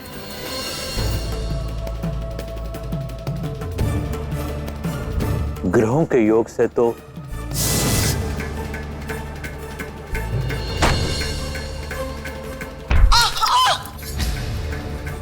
ये कैसी आवाज?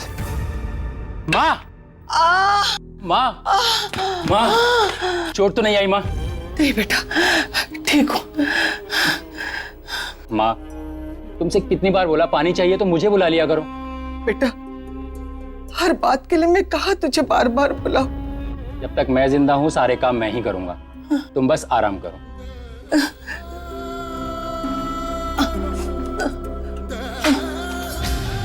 क्या बात है वारामिहिर जी, आप कुछ कहते कहते रुक गए। जब साक्षात काल हो तो मैं क्या कहूं सम्राट? इसका मतलब? इसका मतलब उसके ऊपर मृत्यु योग चल रहा है सम्राट, उसका बचना कठिन है। और क्या है उस युवक की कुंडली में वारामिहिर जी? वो अभी तक अविवाहित होगा। उसके पिता की मृत्यु बचपन में ही हो गई होगी। उसके साथ उसकी माता होगी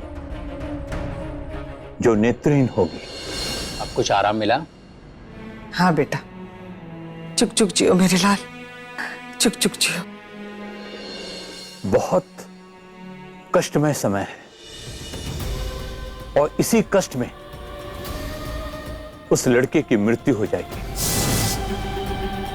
तत्पश्चात उसकी माता, उसकी भी मृत्यु हो जाएगी। इसका अर्थ है कि एक ही घर में 2-2 मृत्यु हम ऐसा नहीं होने देंगे वारामिहिर जी। अब तो ईश्वर मेरी एक अंतिम इच्छा पूरी कर दे बस। वो क्या माँ? कि जब मैं प्राण त्याग दूं तो तू मेरे पास रहे। जा माँ, मैं तुझसे बात नहीं करता। हर समय मुझे छोड़ के जाने की बात करती है। अरे बेटा, गुस्सा हो गया ना बेटा, आ बैठ, मेरे पास बैठ। तारामीर जी, हमें ये बताइए कि काल के आने की दिशा क्या होगी? सम्राट, आप अटल को रोकना चाहते हैं? नहीं, मृत्यु के रूप में अन्याय और धर्म को रोकेंगे। आप केवल हमें यह बताएं कि काल के आने की दिशा क्या होगी, हम उसे पहचानेंगे कैसे? सम्राट, काल की दिशा तो दक्षिण है और वो उसी दिशा में वास करता है। रही बात रूप की, तो उसके बारे में कुछ भी कहना कठिन है। बस उसके आने और उसकी उपस्थिति की अनुभूति कर सकता है।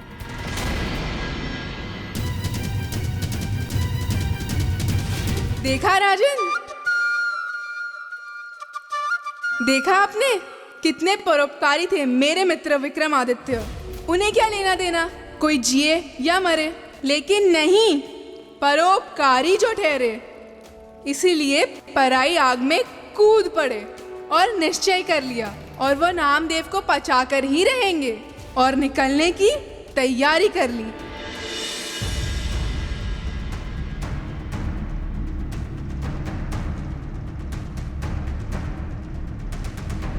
क्या बात है महाराज? सम्राट, क्षमा करें, आज तक हमने आपका मार्ग कभी नहीं रोका, किंतु आज रोकेंगे। हम आपको काल को रोकने नहीं जाने देंगे। आप क्या कह रही हैं? वही जो एक सुहागन स्त्री को कहना चाहिए।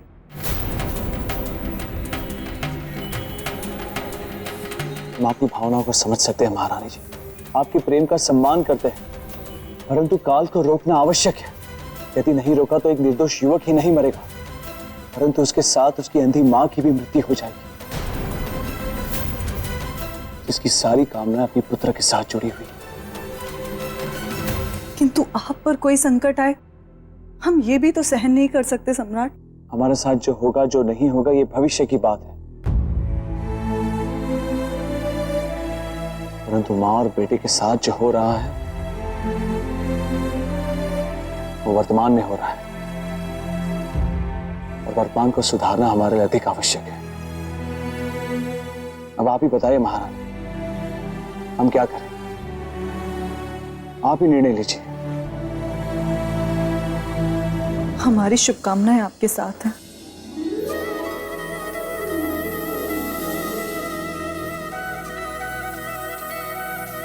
सहमति और सहयोग के लिए बहुत बहुत धन्यवाद महाराज।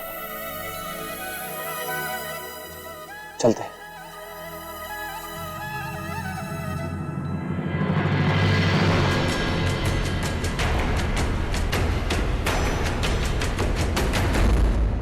हम भी चाहते हैं कि आपके हाथों उस निर्दोष युवक की जान बचे, पर साथ ही साथ हम ये भी चाहते हैं कि हमारे साथ कुछ अप्रिय ना घटे।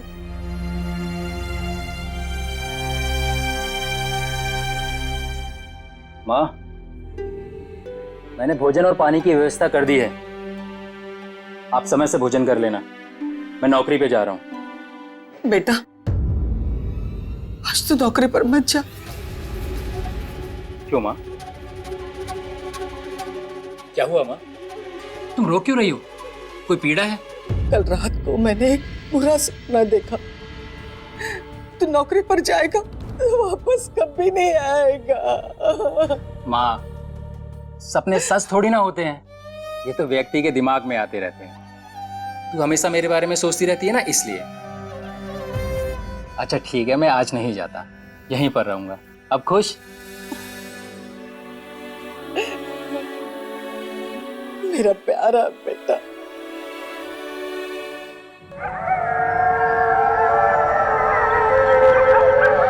ये क्या? दिन में सियार के रोने की आवाज।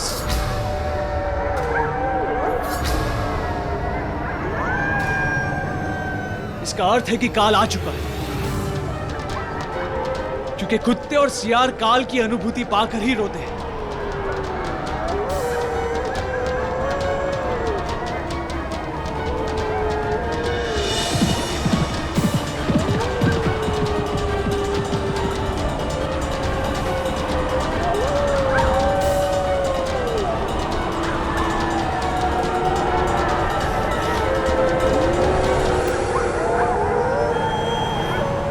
सियार के रोने की आवाज इसी दिशा से आ रही है। इसका अर्थ यह है कि काल भी इसी दिशा से आया होगा।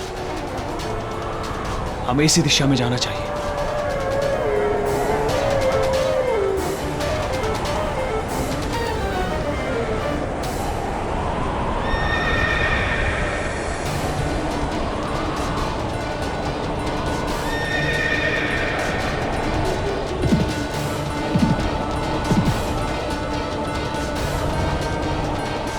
काल,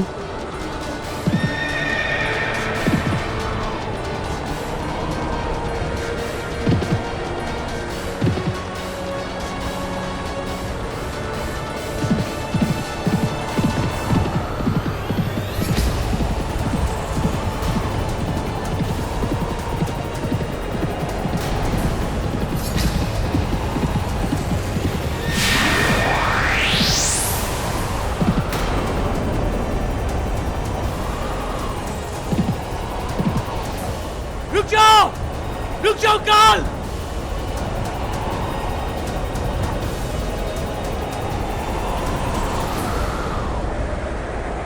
ये क्या?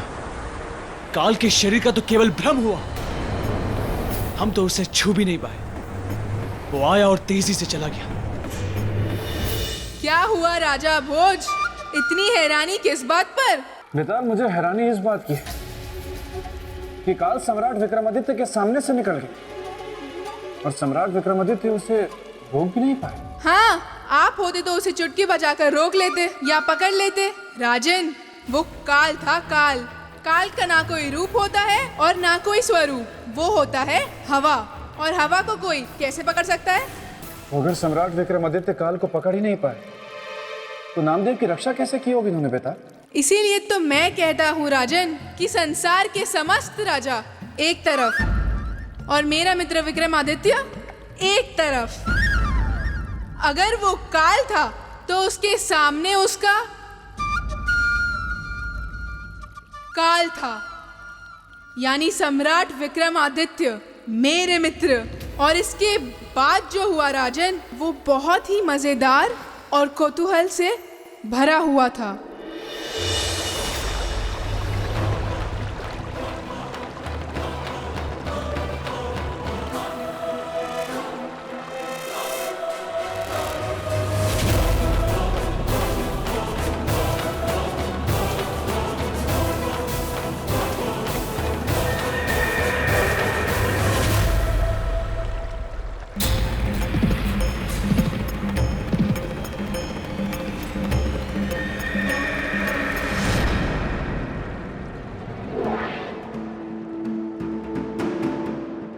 ये संसार में विराजमान पंचतत्व,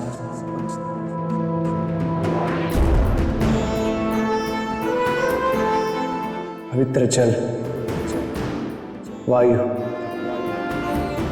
अग्नि, पृथ्वी और आकाश,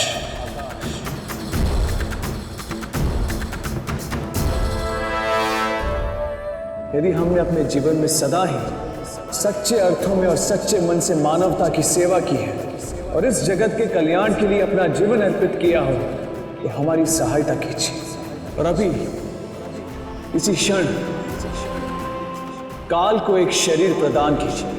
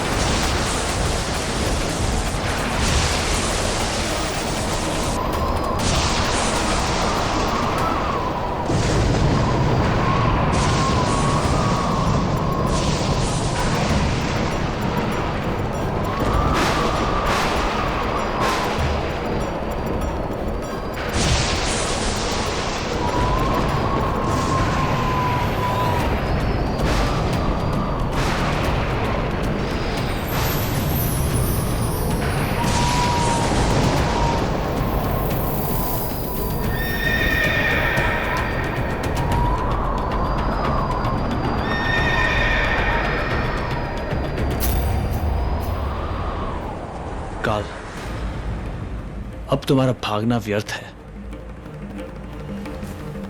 क्योंकि हमने तुमने शरीरधारी बना दिया है। अब हम तुम्हें छू भी सकते हैं और रोक भी सकते हैं। हम किसी निर्दोष की मृत्यु नहीं होने देंगे, कभी नहीं।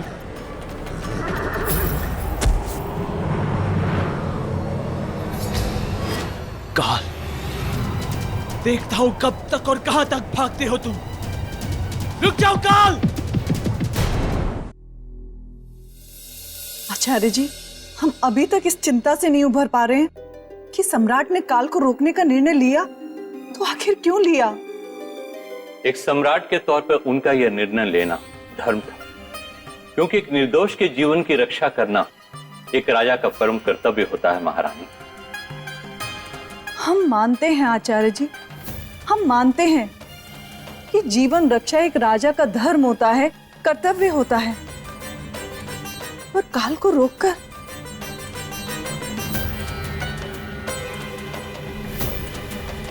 सच कहें तो इस बार सम्राट ने हमें शुभ और अशुभ के दो पार्टों के बीच पिसने को छोड़ दिया है। हम बुरे विचारों से अपने आप को मुक्त ही नहीं कर पा रहे हैं। आपकी आशंका निराधार नहीं है महारानी, क्योंकि काल को रोकना कभी भी शुभ हो ही नहीं सकता, और यदि उसे अपने तेज से रोका गया तो रोकने वाले के जीवन चक्र में प्रवेश कर सकता है। अर्थात उस रोकने वाले को भी काल के नियमों और सिद्धांतों का पालन करना होगा। आपका संकेत हम समझ गए आचार्य श्री। महारानी, मैंने ये जो कहा ये मेरा संकेत नहीं, संदेह है, और संदेह कभी सत्य का चोला नहीं पहनता महाराज। आप निश्चिंत रहिए, सम्राट को कुछ नहीं होगा। उनका तेज, उनकी शक्ति काल पर भी विजय प्राप्त करेगी। हमें विश्वास है कि सम्राट काल को अवश्य जीत लेंगे, किंतु फिर भी एक बार सम्राट की कुंडली देखकर आप हमें उनका भविष्य बताएं, अभी और इसी क्षण।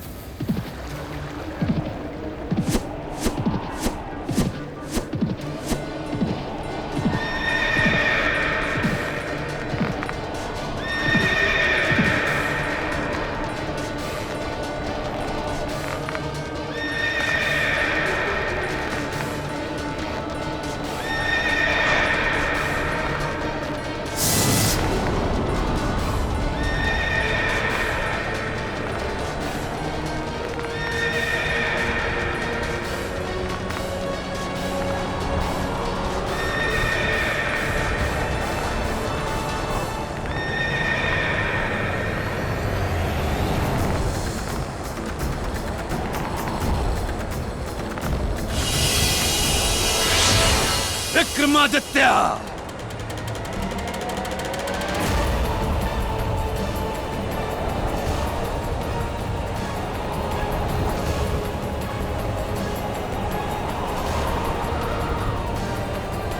तुम्हारा ये दुस्साहस, तूने काल को रोकने की कोशिश की,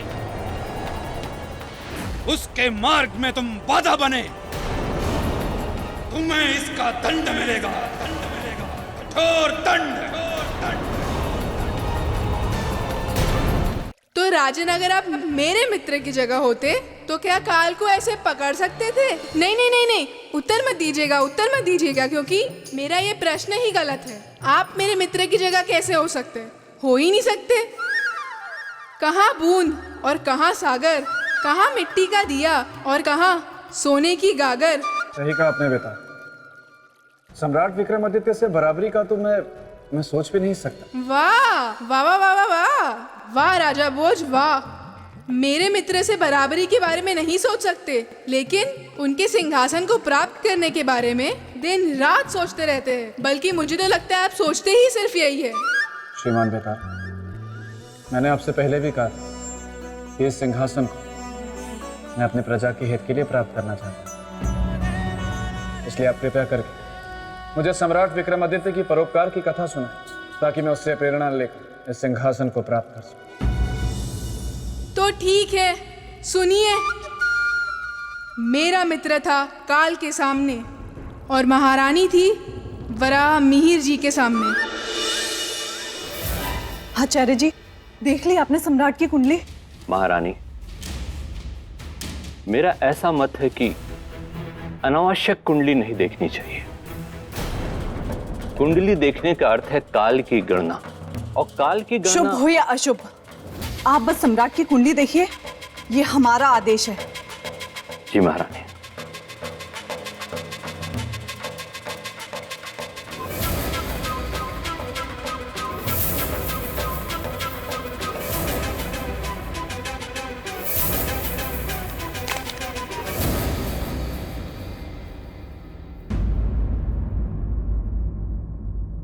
आचार्य जी, क्या बोल रही है सम्राट की कुंडली?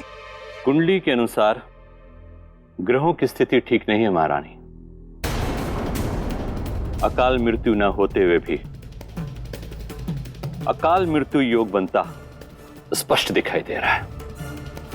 आप अपनी बात स्पष्ट कहें, हमें कुछ समझ नहीं आ रहा आचार्य जी। महारानी, ग्रहों की ऐसी स्थिति में मनुष्य स्वयं अपने कर्मों के द्वारा मृत्यु को आमंत्रित करता है। जैसे दो व्यक्तियों के झगड़े में अकारण तीसरे का आ जाना और उनके हथियार से उनका मारा जाना।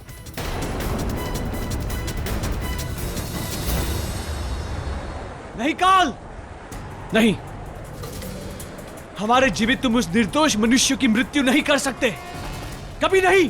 विक्रमादित्य, हट जाओ मेरे मार्ग से और जाने दो मुझे।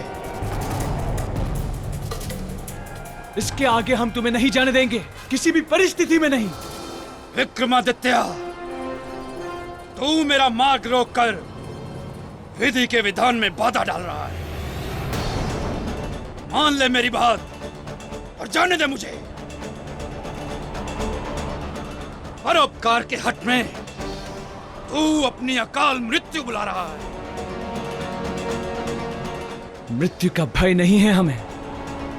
ओ, तो तू मरना चाहता है? मरने की चिंता नहीं है हमें काल, परंतु उस निर्दोष मनुष्य को, उसे कभी नहीं मरने देंगे। वो अपनी अंधी मां का सहारा है, अपने घर का दीपक है। हम उस घर को दुखों के अंधेरों में कभी नहीं डूबने देंगे, ये हमारा संकल्प है। तू अब मेरे क्रोध के कुएं में डूबेगा। तुम्हारी ये परोपकार की इच्छा ही तुम्हारा काल बनेगी। हट जाओ। काल, उस निर्दोष की मृत्यु करने से पहले तुम्हें हमारे साथ युद्ध करना होगा।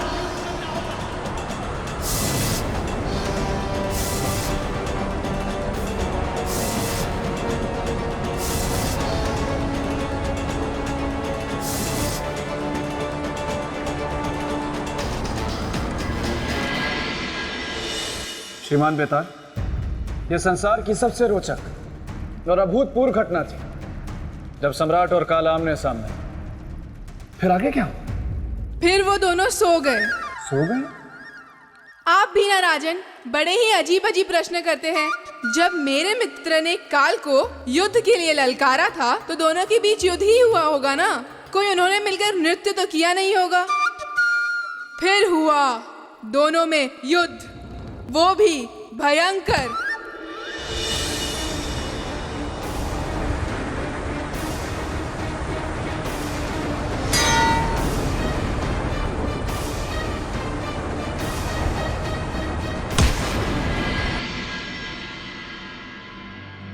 माँ, बेटा, मेरा पेट भर गया। अच्छा माँ, अब तुम आराम करो, मैं चलूंगा। क्यों बेटा, और थोड़ी देर मेरे पास नहीं रुक सकता? माँ, पहले ही बहुत देर हो चुकी है। महारानी जी मंदिर जाने के लिए मेरी प्रतीक्षा कर रही होंगी। ठीक है बेटा, चलो माँ, तुम आराम करो।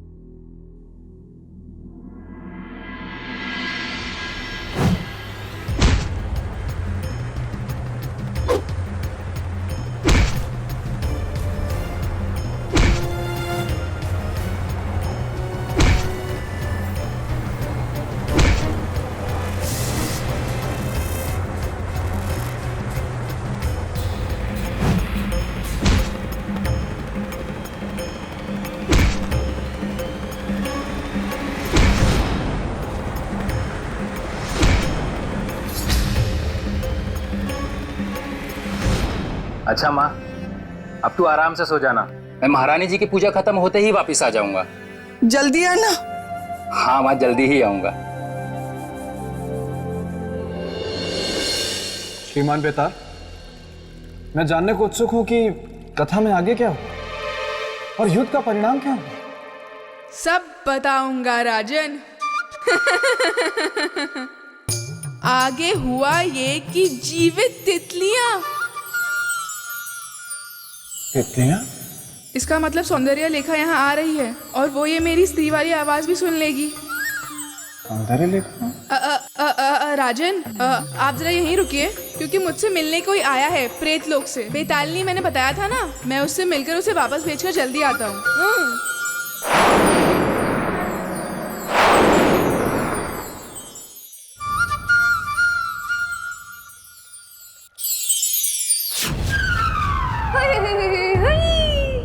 ओहो बेताल, तुम यहाँ हो और मैं तुम्हारा इंतजार वहाँ प्रेत लोक में कर रही थी।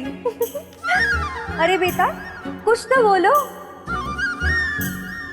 क्या तुम मुझे देखकर खुश नहीं हो? कुछ तो कहो। अब इसको कैसे बताओ कि ब्रह्मदेव ने तो मुझे कुछ बोलने लायक ही नहीं छोड़ा। डांट दो या ताने मारो।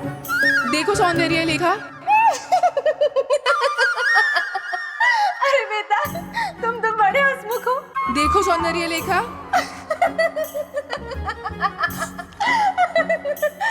अब बस भी करो बेताल, अब तो अपनी आवाज में बात करो। क्यों, तुम्हें ये आवाज पसंद नहीं है? बिल्कुल नहीं। फिर तो हमारा विवाह भी नहीं हो सकता सौंदर्य लेखा। पर ऐसे क्यों? देखो सौंदर्य लेखा, ये एक बड़ी दुख भरी कहानी है। मेरी आवाज एक श्राप की वजह से हमेशा के लिए ऐसी हो गई है, अब कभी पहले जैसी नहीं हो पाएगी। तो विवाह करने का क्या अर्थ? नहीं नहीं बेटा, तुम तो मुझे ऐसे आवाज में भी पसंद हो। लेकिन मुझे पसंद नहीं है, मैं ऐसे विवाह नहीं कर सकता। अच्छा नहीं लगेगा। जब तुम बोलोगी तो लगेगा कि तुम बोल रही हो, और जब मैं बोलूंगा तो भी यही लगेगा कि तुम ही बोल रही हो। और जब सब कुछ बोलना ही तुम्हें है तो विवाह करने का क्या अर्थ? नहीं बेटा, ऐसे नहीं हो सकता। इस शाप का कोई तो तोड़ होगा। इसका सिर्फ एक ही तोड़ है सौंदर्य लेखा। किष्किंधा पर्वत जाना होगा। हम दोनों को? नहीं, सिर्फ तुम्हें। और वहां जाकर श्री बेतालेश्वर का जाप करना होगा 90 लाख बार। सोच लो। फिर अपना विवाह हो जाएगा? ठीक है, तो मैं अभी जाती हूँ।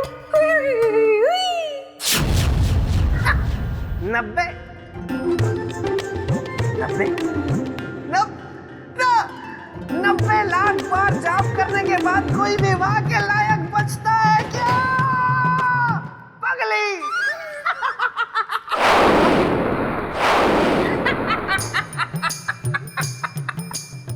देखा राजन, कैसे चतुराई से विदा कर दिया मैंने उसे। 90 लाख बार जय बेतालेश्वर कहती फिरेगी पहाड़ों में पागलों की तरह। क्योंकि मैं हूं बेताल, जो गलने नहीं देता किसी की भी दाल। और आप करते रहते हैं ऐसे अनेकों अनेक धमाल। अच्छा वो सब छोड़िए, आप मुझे ये बताइए कि सम्राट और काल के बीच युद्ध में क्या हुआ? युद्ध के सारे घोड़े भाग गए। आहा राजन, युद्ध बहुत ही भयंकर हुआ।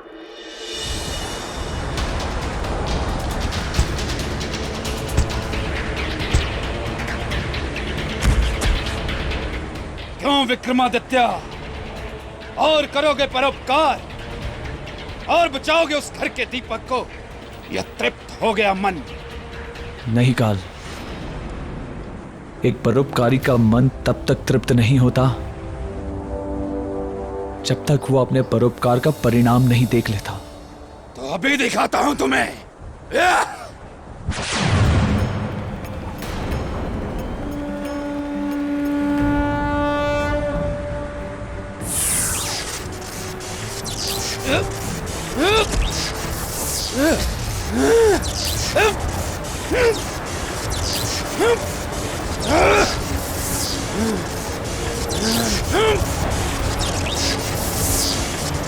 नहीं विक्रमादित्य, तुम मेरे साथ ऐसा नहीं कर सकते। खोलो मुझे। नहीं काल, हम तुमको तब तक नहीं खोलेंगे जब तक उस निर्दोष मनुष्य को मारने का विचार त्याग नहीं कर देते तुम। हंस लो काल, जितना चाहते हो उतना हंस लो।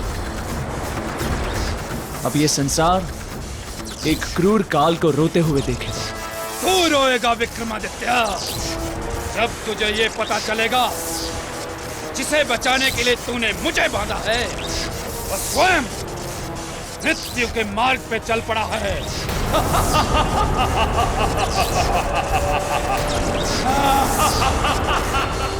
मेरे कारण महारानी जी को पूजा में बहुत देर हो गई।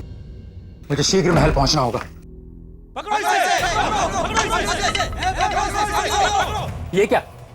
आप लोगों ने मुझे घेर क्यों लिया? क्योंकि तुम्हारी मृत्यु का आदेश है। मृत्यु का आदेश? पहना दो इसे बेड़ियां। किंतु सैनिकों, मुझे बंदी बनाने का कारण तो बताइए। मेरा अपराध क्या है? चतुर अपराधी कारण पूछकर खुद को निर्दोष सिद्ध करना चाहता है। छोड़ दो मुझे। बिना अपराध जाने मैं यहाँ से नहीं जाऊंगा।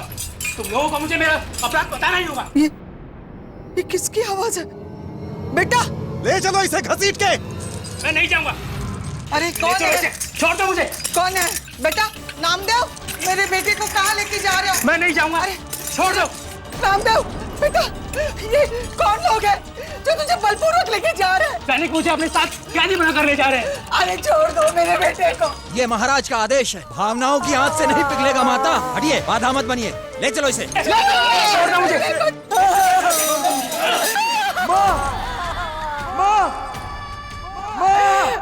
बेटे को छोड़ दो। विक्रमादित्य, खोल दे मुझे, अन्यथा पछताएगा तू। स्वयं के संकट में गिर जाने के भय से किसी निर्दोष के जीवन को संकट में नहीं छोड़ सकते आप। बहुत हट कर रहा है तू, विधि के विधान में बाधा डाल रहा है। मुझे मेरा कार्य करने दे। काल हूं मैं, काल को अपना शत्रु मत बना। शत्रु नहीं बना रहे हैं तुम। जिस तरह से तुम अपना कार्य कर रहे हो, ठीक उसी तरह से हम भी अपना कार्य कर रहे हैं काल। अपने इस परोपकार का दुष्परिणाम जानता है तू? तू मेरा ग्रास बन सकता है। मुक्त कर मुझे। अवश्य मुक्त कर दूंगा तुम्हें, परंतु अभी नहीं। उस निर्दोष मनुष्य की मृत्यु की घड़ी टल जाने के बाद। विक्रमादित्य, मेरी एक बात याद रख, किसी की नियति बदलने के प्रयास में तू अपनी नियति को काल की भेंट चढ़ा रहा है। विक्रमादित्य!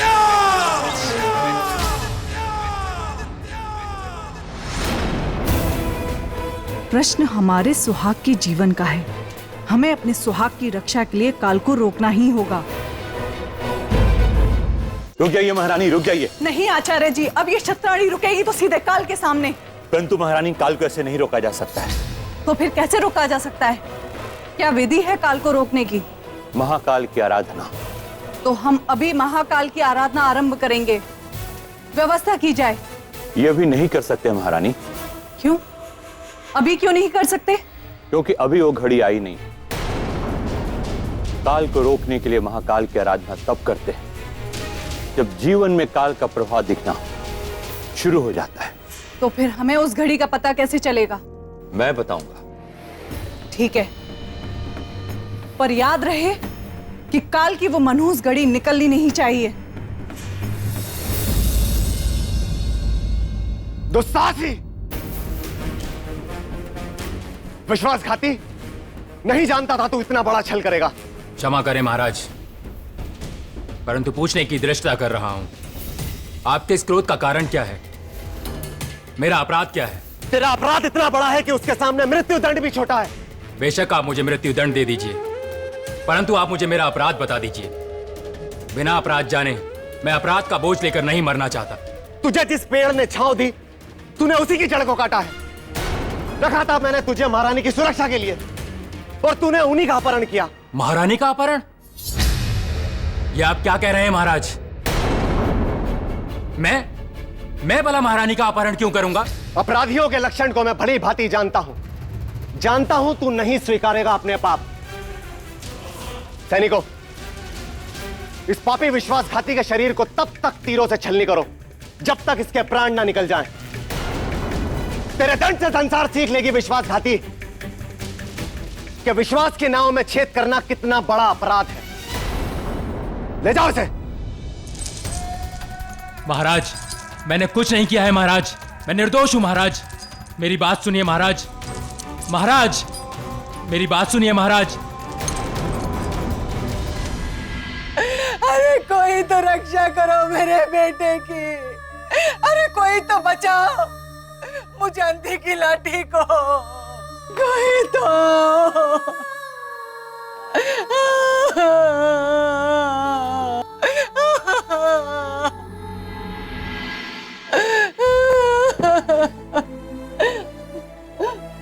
क्या बात है माता? मेरा बेटा, मेरा बेटा, मेरा बेटा।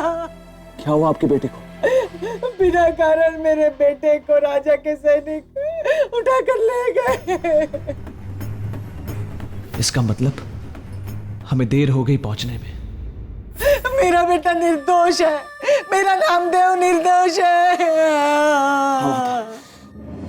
आपके बेटे की रक्षा हम करेंगे, आप निश्चिंत रहें। कुछ नहीं होने देंगे हम नामदेव को। यह हमारा एक मां को वचन है।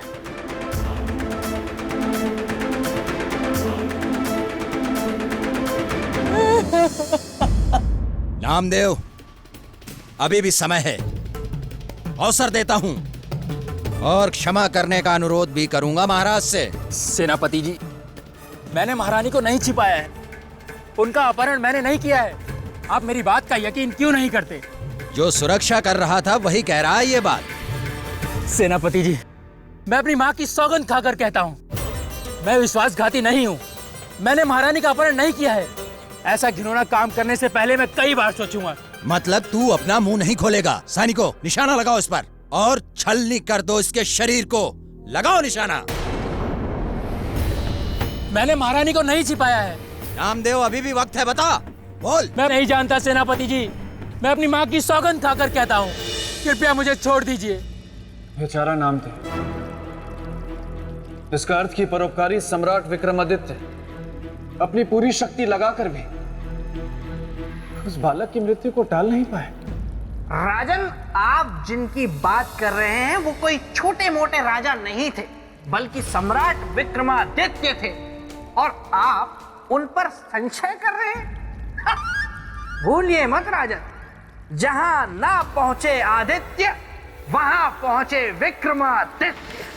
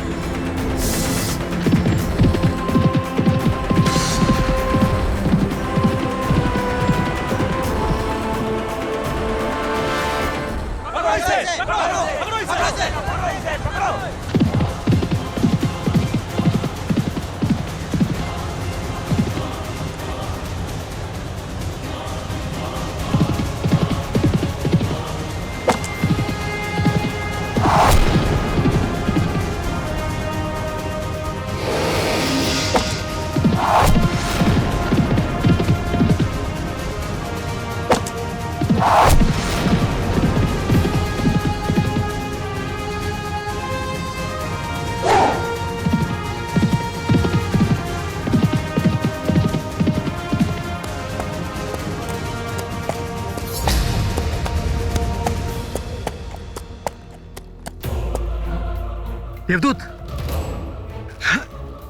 आप कुछ बोलते क्यों नहीं? आप ठीक है देवदूत?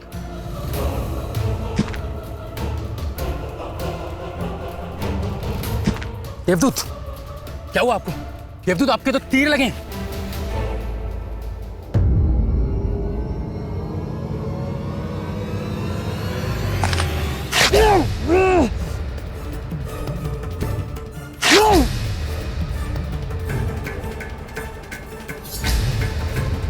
नामदेव,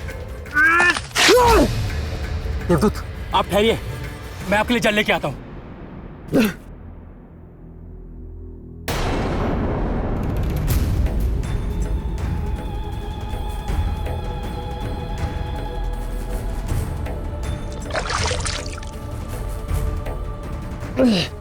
देवदूत, नामदेव, देवदूत,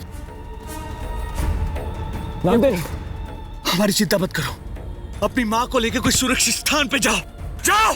नहीं देवदूत, यूं घायल अवस्था में मैं आपको छोड़कर नहीं जा सकता। हट मत करो नामदेव, तुम्हारा जीवन संकट में, जाओ तुम। अपने प्राण बचाने वाले को छोड़कर चला जाऊं? नहीं देवदूत, किंतु एक बात समझ में नहीं आई, आपने मुझ जैसे साधारण व्यक्ति की जान बचाने के लिए अपने प्राण संकट में क्यों डाले? क्योंकि तुम निर्दोष हो, दोषी नहीं हो तुम, और एक निर्दोष को दंड देना दंड विधान पे कलंक है। काश आपके विचारों की तरह ही सारे राजाओं के विचार होते देवदूत। हम कोई देवदूत नहीं है नामदेव, हम एक साधारण मनुष्य हैं। चक्रवर्ती सम्राट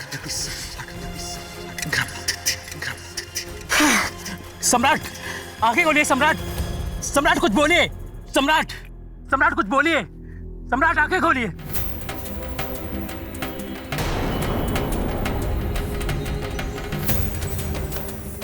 उज्जैन के नरेश सम्राट विक्रमादित्य, मेरे प्राण क्यों ना चले जाएं, किंतु मैं आपको कुछ नहीं होने दूंगा। मैं अभी वैद्य को बुला के लाता हूं।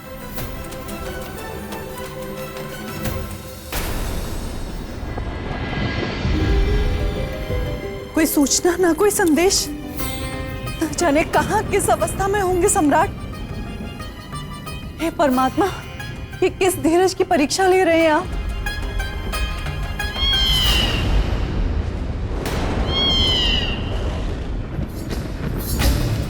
काली बिल्ली, ये कैसा अशुभ संकेत है?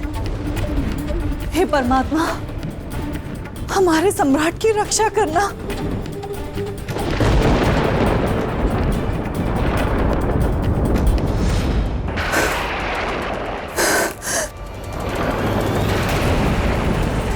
सिंदूर की धार, नहीं, हमारा सिंदूर नहीं बह सकता, हमारे स्वाग पर कोई संकट नहीं आ सकता।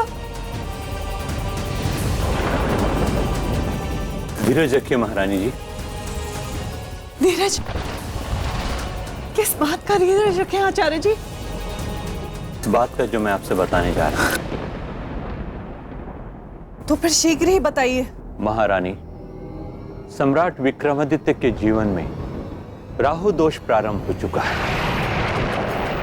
वो है तो केवल आज रात्रि तक के लिए, परंतु क्या आचार्य जी? यदि आज की रात कुशलता से बीत गई तो सम्राट के जीवन में कोई अमंगल नहीं होगा। और यदि हुआ तो? ईश्वर न करे ऐसा हो, और यदि हुआ तो चिंता गहन है। तो हम उस चिंता की चिता जला देंगे आचार्य जी। ये एक क्षत्राणी सम्राट विक्रमादित्य की पत्नी चित्रलेखा का वचन है। आप बस हमें उपाय बताएं। उपाय है,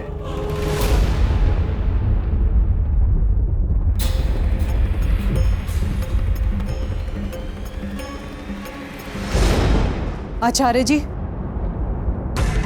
जब तक चित्रलेखा की नाड़ियों में सम्राट के नाम का रक्त बह रहा है, तब तक कोई काल उन्हें छू भी नहीं सकता।